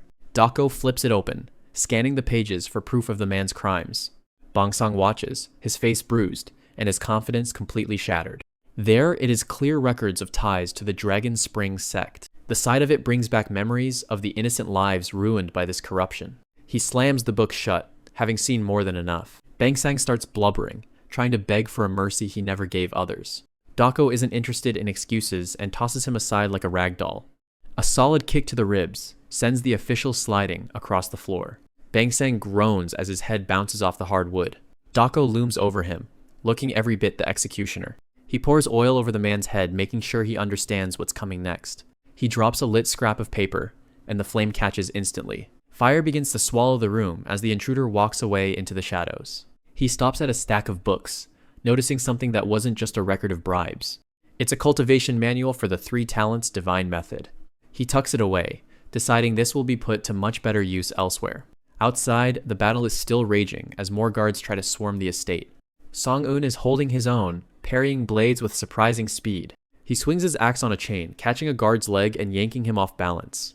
The guard's eyes go wide as he realizes he's completely outmatched. Song-eun follows through with a strike that clears the path. Another one goes down hard, screaming as he hits the ground. The courtyard falls silent, with nothing but the groans of the defeated filling the air. Song-eun looks up toward the roof, checking for his mentor's approval. Doko watches from above, satisfied that the kid is finally starting to grow. Somi holds up the final piece of their trap, a money pouch from the Dragon Spring sect. The tall man and Song-un watch as she prepares to plant the evidence that will frame their enemies. Smoke from her specialized bombs fills the estate, leaving the guards disoriented and choking. Once the haze begins to clear, the guards spot a suspicious object lying in the dirt. They pick it up, finding the golden emblem of the Dragon Spring sect staring back at them. With the raid complete, the girl dives into the corruption ledger while the others look on. Song-un is visibly fuming as the records expose the true depth of the local official's greed. He grips his axe, clearly wishing he could have done more than just steal some books. Doko stays quiet, his eyes fixed on the evidence that will eventually ruin their rivals. He watches the girl work, silently acknowledging her terrifying level of strategic planning. She points out a specific entry, her voice cold as she explains the next stage of the plan. Even for a genius, the sheer scale of the embezzlement is almost hard to believe. They pass the ledger to a grieving father whose life was destroyed by the official's corruption. His eyes go wide as he sees the proof he never thought he'd actually find. The man lets out a gut-wrenching scream, years of suppressed pain finally boiling over. Doko tips his hat and slips away into the night, leaving the rest to the people. He knows he doesn't need to do anything else. The truth is a weapon of its own. The father clutches the book like a lifeline, his face wet with tears of pure grief. He leads a growing mob of victims straight to the doors of the Inspector General. They march past the gate, driven by a desperate need to hold the powerful accountable. He holds the ledger high, shouting at the top of his lungs for someone to listen. His cry for vengeance rings out across the courtyard, impossible for the authorities to ignore. Inside, the high officials are forced to face the overwhelming evidence of systemic rot. The magistrate is cornered as his crimes are finally laid bare for the world to see. Justice is served cold. The corrupt official's head is put on a pole as a warning to others. Somi and her companion watch the aftermath from a safe distance within the crowd. Nearby, an official reads a decree that effectively dismantles the local power structure. The girl gives the tall man a small, satisfied nudge, knowing their plan worked perfectly. Meanwhile, Kwak Jong-hoo is absolutely livid as reports of the fallout reach his sect. He screams at his men, unable to comprehend how his carefully built influence vanished in a day. The sect leader tries to grovel and explain himself, but his reputation is already beyond repair. He grits his teeth in frustration as he realizes the walls are closing in on him. Elder Hua Jong-wi stands before him, looking down with a cold and unwavering gaze. The Miram Alliance isn't going to risk its own standing to protect a disgraced lackey. Kwak Jeong-hoo keeps pleading, his voice cracking as he begs for another chance. But the elder has heard enough and turns his back on the Dragon Spring sect for good. Kwak Jong-hoo is left staring into the void of his own total failure. He clenches his fist until his entire hand shakes with suppressed violence. A twisted smile spreads across his face as his desperation turns into a monstrous new resolve. Back at the agency, Doko waves to the guards as he returns from the mission. He stops when he hears some spirited shouting coming from the training yard. He finds Somi out there, spear in hand, practicing her forms with everything she's got. Doko watches from the side as Somi continues her training, her movements becoming sharper. Song-un stands nearby with his rope and axe, cheering her on with boisterous energy. The tall man can't help but smile, seeing the girl's natural talent for the spear. Somi shifts into another stance, her focus absolute as she swings her practice weapon through the air. Doko steps in to correct her form, his expression both warm and professional. He guides her through the motions, ensuring her center of gravity is perfectly balanced. After the physical workout, they sit down together to focus on their inner cultivation. Somi sinks into a deep meditative state, a faint glow of chi beginning to shimmer around her. Doko follows suit, though the internal energy he's managing is far more volatile. He visualizes the raw, lightning-like power he once wielded in his past life. Intense blue energy crackles across his vision as he tries to stabilize his broken meridians. In the center of his consciousness, he focuses on a single point of light, the core of his power. He reaches out mentally, trying to grasp the slipping energy that once defined his strength. Every muscle in his body tenses as he fights a desperate battle to regain control over his chi. He gasps for breath, sweat pouring down his face as the mental strain becomes almost unbearable. Exhausted and drained, he sits alone in the quiet barn, his body feeling like a lead weight. Somi enters a moment later, carrying a steaming teapot and looking far more refreshed than him. She greets her mentor with a bright, proud smile, eager to share the brew she's prepared. She brings the tray over, her small frame moving with a new sense of confidence and purpose. She pours him a cup of the fragrant herbal tea, the steam rising gently in the cool air. Doko takes a cautious sip, his mind still preoccupied with his failing cultivation. The girl starts chatting excitedly about her progress, her laughter filling the small space. He listens to her stories, a genuine spark of warmth, finally reaching his weary eyes. She pours him another cup, clearly enjoying her newfound role as his caretaker. He looks down at the liquid, noticing a strange ethereal quality to the tea's surface. The brew ripples gently, catching the dim light in a way that feels almost magical. He drains the cup in one go, feeling the warmth spread through his chest like a rising sun. He stares into the empty cup, his own reflection appearing clearer than it has in years. Something in the tea triggers a profound shift, his consciousness suddenly expanding outward. He finds himself floating in a cosmic void, his internal energy finally beginning to align. But the tranquility is shattered by a vision of a blood-soaked version of his former self. He snaps back to reality with a start, wide-eyed and gasping as he clutches the cup. He slumps forward, his heart pounding as he struggles to process the darkness he just saw. Somi watches him closely, her expression shifting from pride to a look of mild surprise. He manages a shaky smile, trying to reassure her that he's fine, despite the shock. She tilts her head, wondering if the special ingredient she added worked a bit too well. Miles away, the silence of a distant estate is broken by the sounds of a brutal massacre. A long-haired assassin licks the blood from their blade, eyes gleaming with a sadistic light. Hongryun sits amidst the bodies of his victims, a sinister grin on his face as he reads a scroll. Doko sits deep in the woods, his eyes closed, in deep meditation. A ball of pure energy swirls in the air, humming with a dangerous intensity. He keeps his focus steady, as the light glows brighter, hovering right in front of him. He reaches out, trying to guide the volatile power with his palm. Lightning crackles around the orb as the energy starts to get out of control. A massive surge of light erupts, shaking the ground around the training spot. Just then, Wang Somi pops up with a huge grin and a bunch of cherry blossoms. Doko snaps out of it, gasping for air and soaked in sweat. Before he can even process what's happening, she's right in his face, checking on him. He flinches back, completely caught off guard by her sudden appearance. The girl beams, holding out the flower she picked just for him. He looks down at the branches scattered on the deck, more annoyed than grateful. She notices his cold reaction, and her happy expression starts to falter. Sand slowly leaks from the heavy training weights tied around her ankles. The sheer weight of her gear finally catches up to her, and she faceplants onto the wood. She pops right back up with a giggle, acting like nothing happened. Dako just turns away, his face hardening as he refocuses on himself. That doesn't stop her. She climbs onto his back and starts poking him. He sits there in silence, his mind consumed by thoughts of his own survival. He tells her to stop playing around and go back to her own training. Somi goes quiet, the rejection clearly stinging. He keeps his head down, refusing to look at her as he stays focused on his goal. She turns around and slowly starts walking away into the distance. Tears well up in her eyes as she leaves him alone in the forest. He finally looks up, watching her small figure disappear into the trees. Dako stares at the ground, a flicker of guilt crossing his face. He reaches out toward the spot where she was standing, but pulls back. Later at the agency, Dako bows respectfully to an older man. Wang Jinpeng watches him work, impressed by how dedicated the young porter is. The elder looks at him with a kind smile, clearly seeing something special in him. Doko stays humble, keeping his head low while they talk. He offers a polite greeting, keeping up his disguise as a regular worker. Jinpeng lets out a hearty laugh, enjoying the young man's company. The old man mentions that tomorrow is a very important day for his granddaughter. Doko listens intently as the elder's tone turns a bit more somber. He explains that it's Somi's birthday, but it's not a happy occasion for her. The elder's gaze wanders off as he thinks back to the day everything changed. Years ago, her father stayed home to celebrate with her, before a last-minute job called him away. He never made it back, leaving a young Somi to mourn at his memorial on her own birthday. She cried until she had no tears left, blaming herself for letting him leave. Jinpeng sighs, the weight of the memory still heavy on his shoulders. He turns and walks away, leaving Dako to process the tragic story.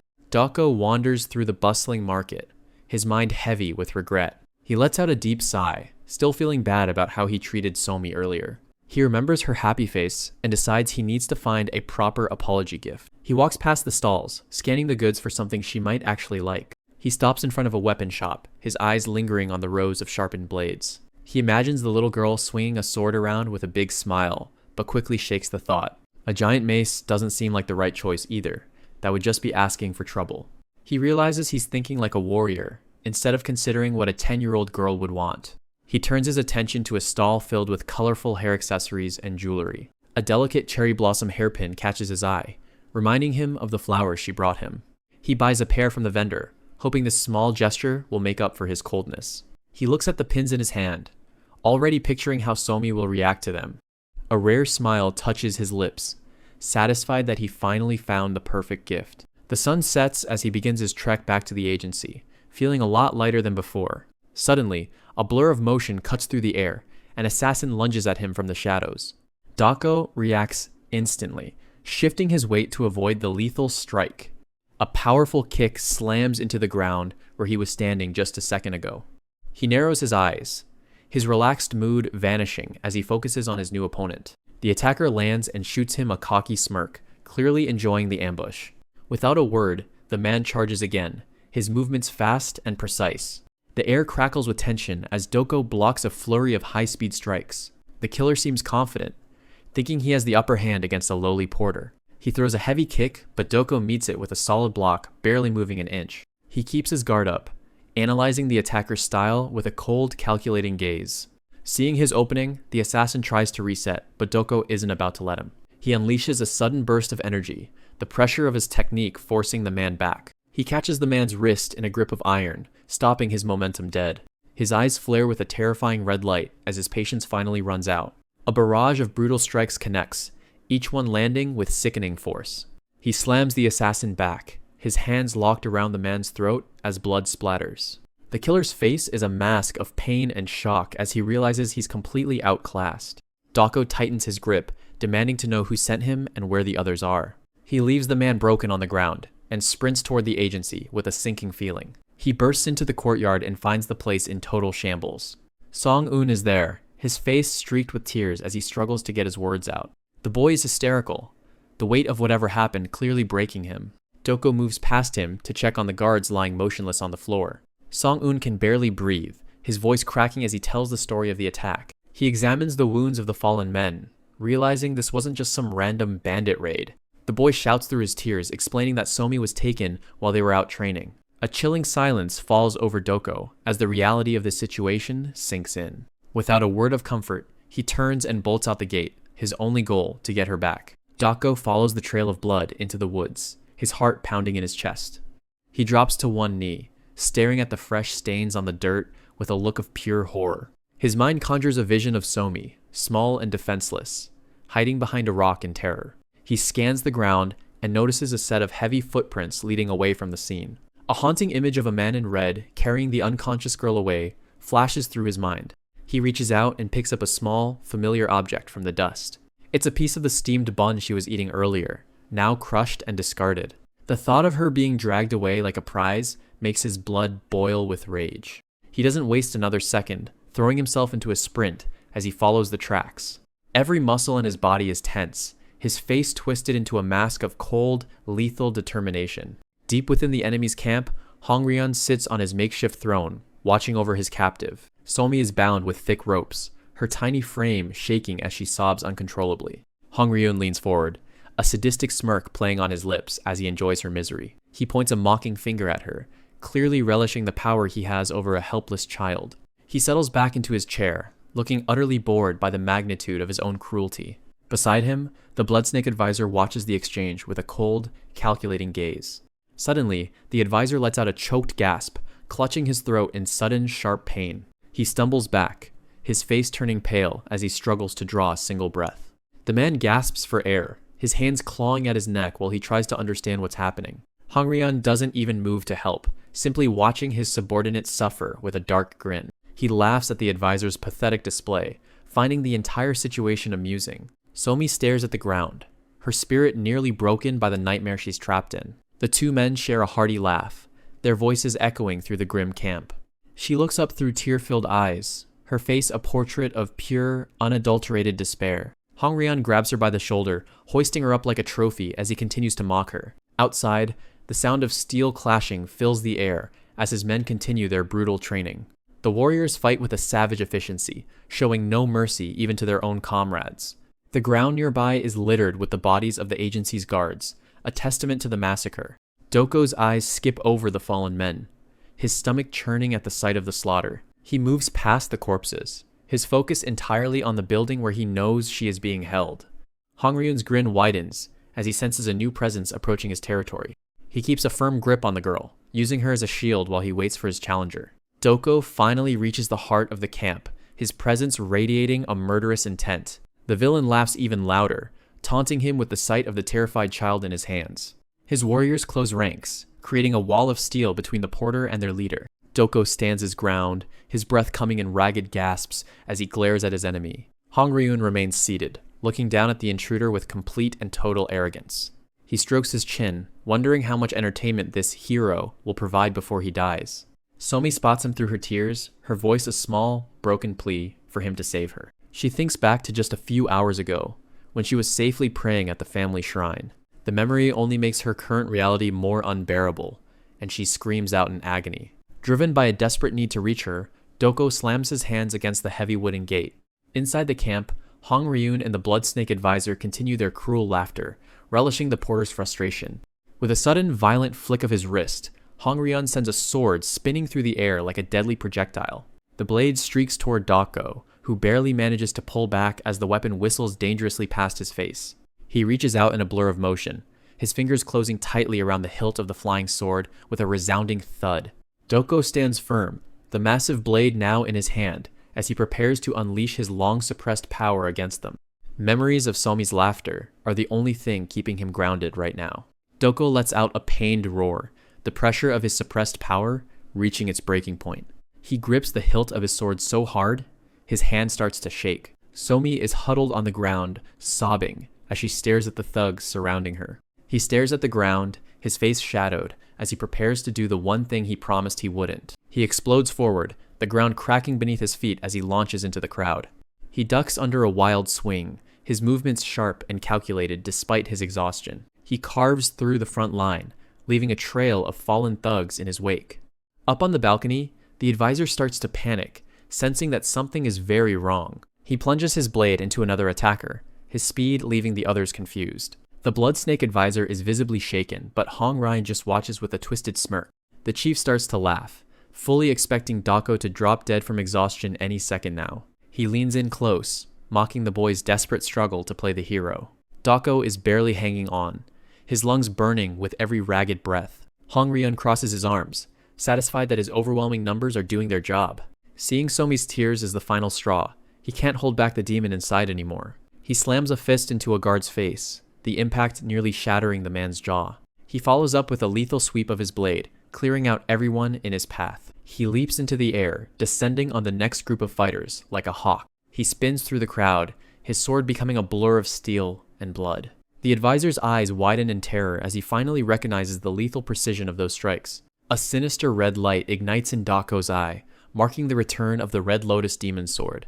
An elite guard gets blindsided, his defensive stance completely useless against this new speed. Hong Ryun finally stands up, his smug attitude replaced by a look of pure shock. Shangguan Ming steps into the light, wearing a confident, mocking grin. He approaches the chief's seat, completely unbothered by the carnage below. He gives a mock salute, signaling he's ready to end this little rebellion himself. He looks down at Somi with a predatory look, making it clear she's just a prize to him. Doko isn't letting anyone else get close, taking down another thug with a precise strike. He stands surrounded by a mounting pile of bodies, but the real fight is only just beginning. The remaining thugs are hesitant now, terrified by the monster standing in the center of the courtyard. But the toll is heavy. Doko is shaking, his body failing after burning through his life essence. The Poison Cliff Witch steps forward, a dangerous glint in her eyes as she finds an opening. He deflects a volley of projectiles with inhuman speed, but he's clearly flagging. More of the gang's elite units emerge from the shadows, surrounding him on the rooftops. The witch points him out, ordering the final assault to finish him off. A stray needle finds its mark, sinking deep into his shoulder and spreading its venom. Seeing him falter, the remaining thugs find their courage and start cheering. He clashes with Shangguan Ming, the shock of the impact vibrating through his entire arm. A heavy blow catches him off guard, knocking the wind right out of his lungs. He's sent skidding across the blood-soaked yard, his strength completely spent. Finally, he drops to one knee, using his sword as a crutch just to keep from collapsing in front of his enemy. Hong Ryun leans back, laughing as he watches the hero struggle against his endless wall of grunts. But His amusement quickly fades when he sees Doko refusing to stay down. The chief barks out orders for his men to stop playing around and finish the kid off already. The courtyard is already a graveyard of bodies, the soil soaked with the blood of regular gang members. Doko clutches his chest, his breathing ragged as he reaches the absolute limit of his physical stamina. Somi keeps her eyes tightly shut just like she was told, her small body trembling with every muffled scream she hears. The regular thugs move in for the kill, thinking they finally worn their target down. Suddenly, Doko's eyes ignite with a terrifying blood-red glow. He forces himself to burn his very life essence, his innate true chi, to unlock a power he was never supposed to use again. The gang's leadership can only watch in stunned silence as the pressure in the courtyard suddenly changes.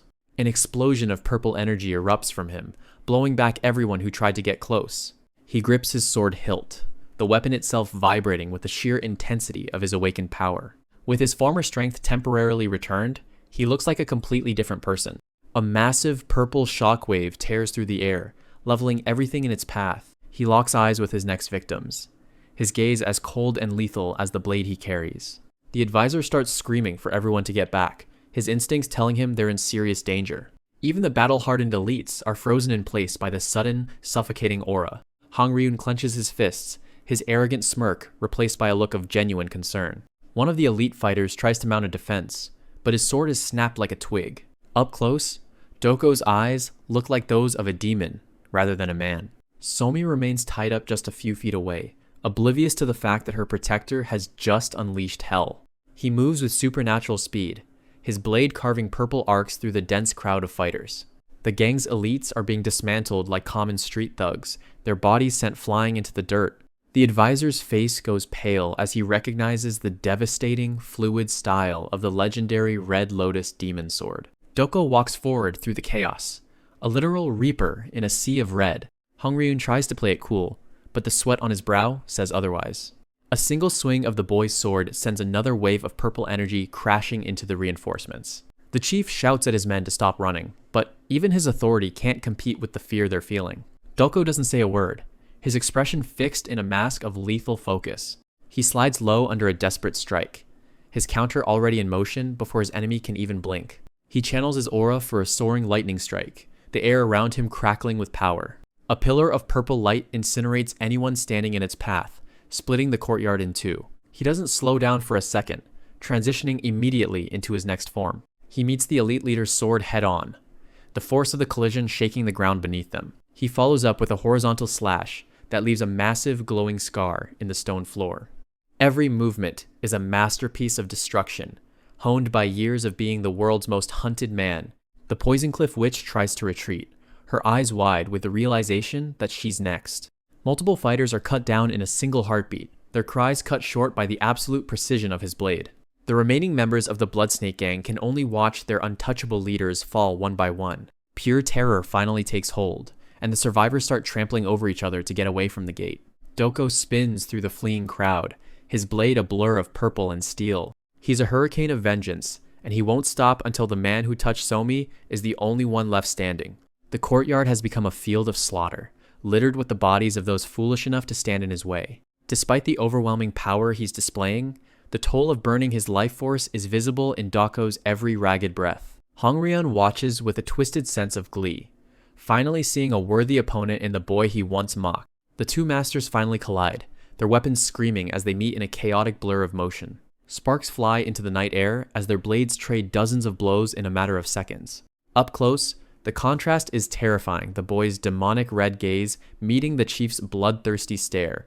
Neither fighter gives an inch, the sheer force of their clash cracking the very stones beneath their feet. Hong-ryun swings his massive blade with savage efficiency, aiming to crush Doko with raw power. A single misstep results in a spray of blood, the stakes of the duel becoming deadlier with every passing moment. Watching from the sidelines, the advisor is paralyzed by the sight of his elite forces lying dead in the dirt.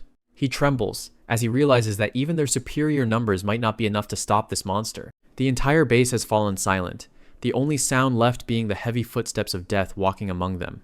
Hong-ryun stands tall, seemingly unfazed by the carnage surrounding him. He looks down at the young man who has managed to dismantle his entire gang in a single night. With a mocking gesture, the chief beckons Doko forward, inviting him to his certain death. He shifts his grip on his heavy dao, the cold steel reflecting the fires burning in the courtyard. A sinister grin stretches across his face as he prepares to enjoy the final kill of the night. Wrapped in a shroud of purple energy and covered in his enemy's blood, Doko prepares to finish what he started. Doko is running on fumes, his vision starting to blur from sheer exhaustion. Hong Ryun isn't giving him a second to recover, launching himself high into the air. He comes crashing down with enough force to shatter the pavilion floor. Hyun catches the blade, but the impact nearly buckles his knees. Wang So-mi watches from where she's tied up, terrified for her friend. The two swords lock together, sparks flying as neither side gives an inch. Hong Ryun just grins, clearly relishing the desperate struggle. He puts his full weight behind the blade, grinding it against Hyun's guard. With a sudden surge of strength, he forces Hyun back into a defensive stance. The chief's eyes glow with a sinister green light as he taps into his inner energy. He unleashes a flurry of strikes, moving faster than the eye can follow. Hyun is barely hanging on, blood dripping from his face as he struggles to parry. But then, something changes. Hyun's eyes flare with a hellish red light. Hong Ryun just laughs it off, thinking it's the last gasp of a dying man. He's dead wrong. Hyun starts moving like a blur of crimson steel. The chief's smug smile finally fades as he feels the tide of the battle turn. This is the true power of the Red Lotus Demon Sword unleashed. Hyun closes the gap in an instant, his gaze fixed on his target. They trade blows at high speed, the air itself screaming from the friction. Through the clashing steel, Hyun's eyes stay locked on his opponent. Hong Ryun is starting to lose his cool, his composure cracking under the pressure. A powerful strike sends the chief skidding back across the wooden floor. Hyun stands his ground, blood soaking his clothes, but his spirit is far from broken. Hong Ryun scoffs, trying to hide his growing fear behind his usual arrogance. Hyun just gives him a cold smile, the kind that signals the end. Dozens of spectral blades manifest in the air around them. Massive serpents of red energy erupt from the floor, weaving through the battlefield. One of the energy snakes lunges forward with terrifying speed. Hong Ryun desperately parries, but he's being pushed to his absolute limit. He tries to charge through the chaos for one last, desperate gamble. A colossal snake of light towers over him, ready to strike. It hits with the force of a mountain, catching the chief off guard. Hyun doesn't let up, pouring every last drop of his energy into his blade. He moves like a shadow, his sword trailing a path of dark energy. The attack connects, shattering Hong Ryun's defense in one go. A massive explosion of energy marks the final, decisive blow. The chief lies broken on the ground, completely defeated. Hyun doesn't stop to celebrate. His only thought is getting to the hostage. The last henchman panics, pressing his blade right against Somi's throat. Before the guy can even blink, a strike pierces right through his head. Somi is left shaking and crying, the trauma of the night finally catching up to her. Hyun stands before her, battered and bloodied, but finally safe. Wang So-mi can finally let out all the fear and sadness now that the immediate danger is over. Doko pulls her close, his blood-stained arms providing the only comfort she needs. He looks at her with a tired, gentle smile, just happy that she's okay. Somi buries her face in his shoulder, her small body shaking with every sob. Hyun looks like he's on the verge of passing out, his strength completely drained. But Somi suddenly looks up, her eyes wide with a new wave of terror. Hong Ryun isn't done yet, and he's coming back with a vengeance. He lunges forward and catches Hyun with a brutal punch right to the face. The force of the blow sends them both flying, with Somi tumbling across the floor. The chief is absolutely livid, his face contorted in a mask of pure rage. He follows up with another crushing blow, green energy swirling around his fist. He's completely lost it, determined to beat the life out of his opponent. Just as he's about to land a final strike, Somi throws herself in front of Hyun. She screams at the top of her lungs for the monster to stay away. Hong Ryun freezes mid-swing, shocked that a little girl would have the guts to challenge him. Somi doesn't budge, telling him exactly what she thinks of his threats. The chief just laughs in her face, thinking her defiance is nothing but a joke. Somi lowers her head, her resolve only getting stronger despite the mockery. She stands her ground, a tiny shield protecting the man who risked everything for her. From the ground, Hyun watches her, something deep in his soul finally shifting. Hong Ryun loses his patience and raises his fist again, ready to end them both. Somi flinches but stays put, clinging to Hyun even as death looms over her. Suddenly, a massive blast of energy erupts, sending the chief flying backward. Hyun is back on his feet, his body pulsing with a calm, divine power. Hong Ryun is absolutely terrified, sensing a level of power he can't even comprehend. In a blur of movement, Hyun pulls Somi to safety and prepares to finish this. His eyes burn with a new light. He's finally tapped into the natural energy of the world. He keeps a protective hand on her, his presence now an unbreakable fortress. For a second, he remembers the cold, lonely path he walked, as a demon's sword. But looking at the girl, he realizes his revenge doesn't matter nearly as much as her life. He places a gentle hand on her head, silently promising to protect her until the end. Somi looks up at her uncle, seeing a hero instead of the monster everyone else fears. Hyun raises his blade, the air itself vibrating with the sheer weight of his chi. He unleashes the fourth form of his style, bloody flowers in full bloom. This strike is absolute, tearing through Hong Ryun's defense like it was paper. A massive explosion of energy consumes the pavilion, marking the end of the Blood Snake gang. Hyun completes the form with a graceful spin, the battle finally over. He lands softly, the light in his eyes fading as the adrenaline begins to ebb. Somi touches the blood on her face, still trying to process that they've actually won.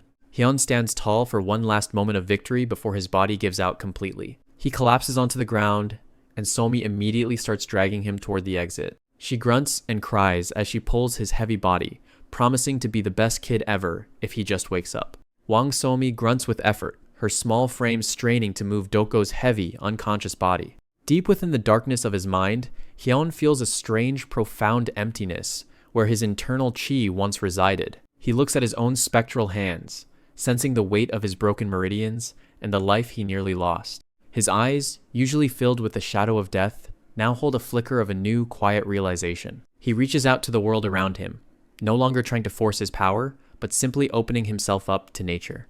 Like a simple white cup filling with light, his spirit begins to absorb the pure energy of the world. He settles into a deep, meditative state, surrendering his broken self to the natural flow of the universe. This natural energy begins to trace the jagged paths of his shattered meridians, flowing like liquid silver. A massive surge of power erupts through him as his body achieves resonance with the earth itself. The energy blooms from his chest, a vibrant and terrifyingly beautiful force that heals as much as it empowers. For the first time, he isn't fighting against his own crippled body. He has become a conduit for something far greater. The sheer intensity of the awakening jolts him, the physical sensation of the power nearly overwhelming his senses. "Uncle! Uncle! Please wake up!" Somi's desperate voice finally pierces through the internal storm. She stands over him on the cold ground, her heart breaking at the sight of his still, bloodied form.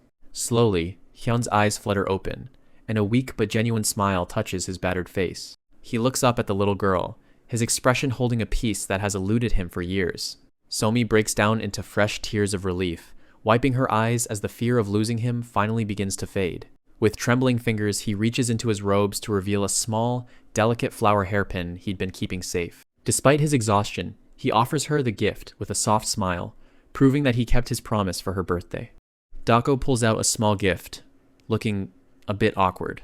It's a simple flower hairpin, something he's never really done for anyone before. He holds it out to Wang Somi. He's more used to holding a sword than jewelry, but he wanted to give her something special. Somi catches her reflection in a mirror, seeing the delicate flowers now tucked into her hair. The simple gift is enough to break her tough exterior, and her eyes start to fill with tears. She drops to the floor, sobbing. Doko is caught off guard, worried he might have actually upset her, but she just lunges forward, wrapping her arms around him in a tight hug. She's just so incredibly relieved that he's alive and back in one piece. She buries her face in his clothes, finally letting go of all the fear she was holding in. Once the tears stop, she pulls back with a huge grin, showing off her new look. She admires herself again, flashing a peace sign because she knows she looks great. Doko sits down and watches her, the heavy tension finally starting to lift. But then things get serious, as he decides it's time to stop keeping secrets from her. Somi is already chatting away about their next move, full of her usual energy. Doko cuts in and tells her the truth that he's actually a member of the Doko clan and a wanted criminal. Somi's eyes go wide, completely stunned by the reveal. He clenches his fist, half expecting her to turn on him, or run away. He waits for the fear to set in now that she knows she's hiding a Murim public enemy. Instead of being scared, Somi starts shouting, her mind already racing with a plan to protect him. Seeing her reaction, Doko can't help but let out a small, genuine smile. He asks her what her request is, now that the truth is finally out. She looks him dead in the eye and tells him he has to teach her his strongest martial arts. She's already fired up, thinking about becoming a powerful warrior under his guidance. Doko is a bit taken aback by her sheer enthusiasm for something so dangerous. She stands up tall, acting like she's already ready to take on the whole Murim world. Then she starts pacing, her genius brain already working out a way to cover his tracks. She decides they'll blame the Green Forest sect for the massacre, knowing the bandits won't care enough to deny it. She lays out the whole strategy, explaining how they'll use the rumors to their advantage. She puts a finger to her lips, telling him to keep quiet and let her handle the talking from now on. She walks off with total confidence, leaving Dako to wonder how a kid just outsmarted everyone. She gives him one last sharp look to make sure he's on the same page. Doko just smiles, realizing he's found a partner in crime he never expected. Somi glances back, her expression turning back to her usual cheeky self. She gives him a playful grin, clearly proud of her master plan. Later, Doko is back with the escort agency, trying his best to blend in. Somi runs over to Wang Jinpeng, putting on a show of being a helpless kid as she hugs him. Meanwhile, Elder Hua Zhongwei of the Murim Alliance arrives to offer the agency a grim cleanup job. Over at the Huabong Inn, the local thugs of the Dragon Spring Gate are busy celebrating their plans for expansion. They have no idea that a cloaked figure has just arrived at their doorstep to settle the score. Dako sits quietly in the corner of the tavern, watching the arrogant men brag. The room is filled with laughter as they talk about taking over the local merchant fees. Under his hood, Doko slowly raises a cup, listening to every detail of their greed. He takes a final sip of tea, his mind set on exactly how he's going to end this threat once and for all. Deep in the woods, Doko stands before a hollowed-out tree, his shadow stretching long under the moonlight. He's not hiding his power right now. Blue energy swirls around his arm, a sign of the techniques he usually keeps buried.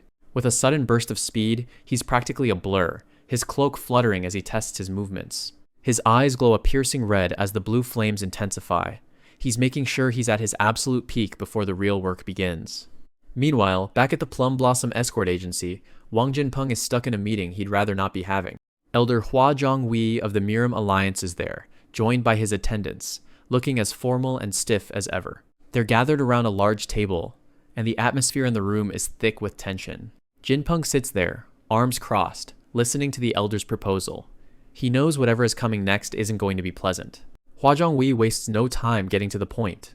He wants the agency to take on a cleanup mission at the site of the Bloodsnake massacre. Jinpeng leans back, clearly skeptical. The agency is struggling, but cleaning up after their enemies feels like a slap in the face. He looks tired, the weight of his men's deaths still heavy on his shoulders. One of the Alliance attendants whispers something to the elder, likely reminding him of the leverage they have over the agency. The elder keeps a calm, almost condescending expression, knowing the agency is desperate for funds. Jinpeng slams his hands onto the table, his patience finally snapping.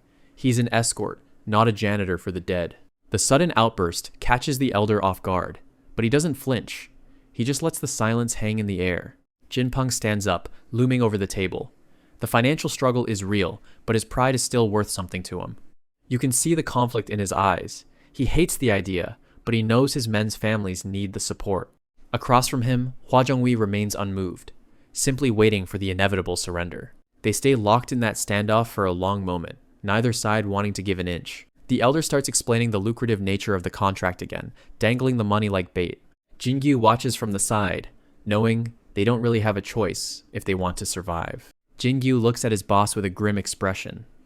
It's a bitter pill to swallow, but they're out of options. Jinpeng looks like he's aged 10 years in a few seconds.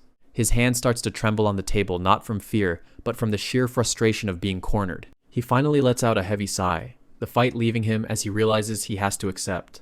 He gives the elder a look of pure disgust, but the deal is done.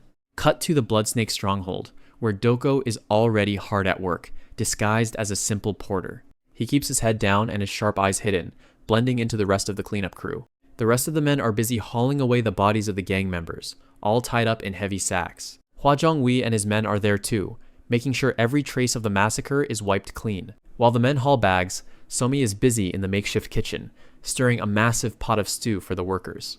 Doko isn't just blending in.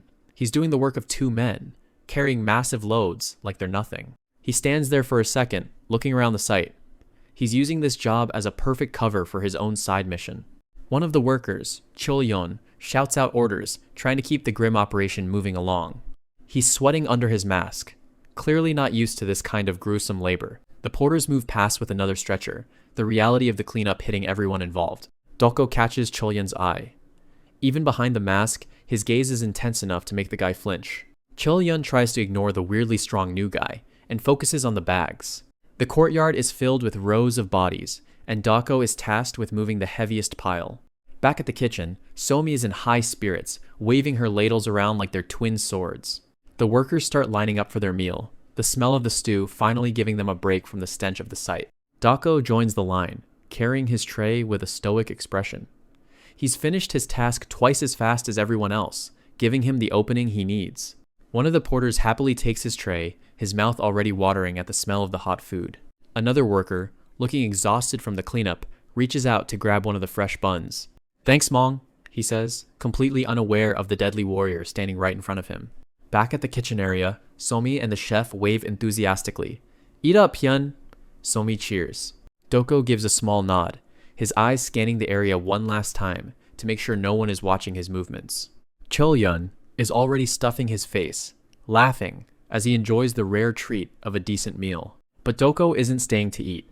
He slips into the shadows, his speed increasing until he's just a blur against the rocks. He leaps across the jagged terrain, his movements fluid and silent as he heads toward his real destination. He reaches the Hwabong Inn, where the leaders of the Dragon Spring sect are gathered in their private hall. Guak Jianghu, the sect master, screams in fury as the doors are blown off their hinges. His advisors are just as shocked, unable to comprehend that someone would dare attack them in their own stronghold. One of the men steps forward, his face twisted in a mixture of fear and confusion. Who would be so suicidal? Guak Jianghu's expression shifts from shock to pure rage. He isn't used to being challenged like this. Doko doesn't give them a chance to recover, leading with a powerful kick that sends the first guard flying.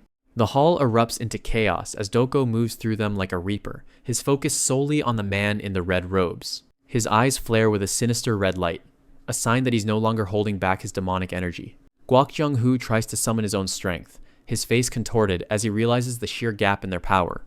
Blue energy swirls around Doko, crackling with intensity, as he prepares to end this confrontation once and for all. Guak Jianghu lashes out with a palm strike, but Doko easily parries the blow, his own energy overwhelming the master's. "Who are you?" The sect master roars, but the only answer he gets is the whistling sound of the wind.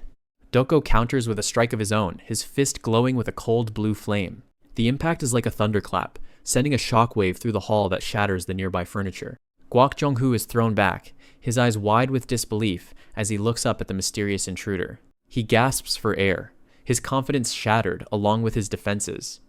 This wasn't supposed to happen. Doko's gaze is cold and unwavering. He has no pity for the man who tried to extort the Plum Blossom Agency. With a final, decisive movement, he launches himself at the cowering sect master. He lands a crushing blow right to the head, the force of it driving Guak Jianghu deep into the wooden floorboards. Doko stands over him, the master of the Dragon Spring sect, reduced to a heap of broken pride and broken bones. Guak Jianghu spits out blood, his face a mess of bruises and shock. He never stood a chance. He's been thoroughly humiliated, beaten by a man he didn't even recognize as a threat. Doko looks down at him, his expression one of utter contempt for the man's greed. He lets his energy flare one last time, making sure the message is carved into the man's memory. This is his territory. Guak Jianghu can only glare back, his mouth full of blood and his spirit completely broken. Doko turns his back on him, his mission here complete. He doesn't need to finish the job for the point to be made. He leaves the sect master groveling in the dirt, a shadow of the man who walked into the room. He doesn't look back as he exits the building, his pace steady and purposeful as he fades into the night. Behind him, the Hwabong Inn begins to burn, the flames lighting up the night sky like a funeral pyre for the sect's ambitions. He watches the fire for a moment, his red eyes reflecting the destruction he's wrought upon those who crossed him. He knows this is only the beginning. Guak Jianghu, Hwangbo Seong, Bang Kyo, and the rest of their corrupt circle are all on his list now. Minutes later, Doko is back at the Bloodsnake stronghold, carrying a massive stack of crates as if he'd never left his post. He looks at the scene, knowing he has to get stronger to protect that which he loves.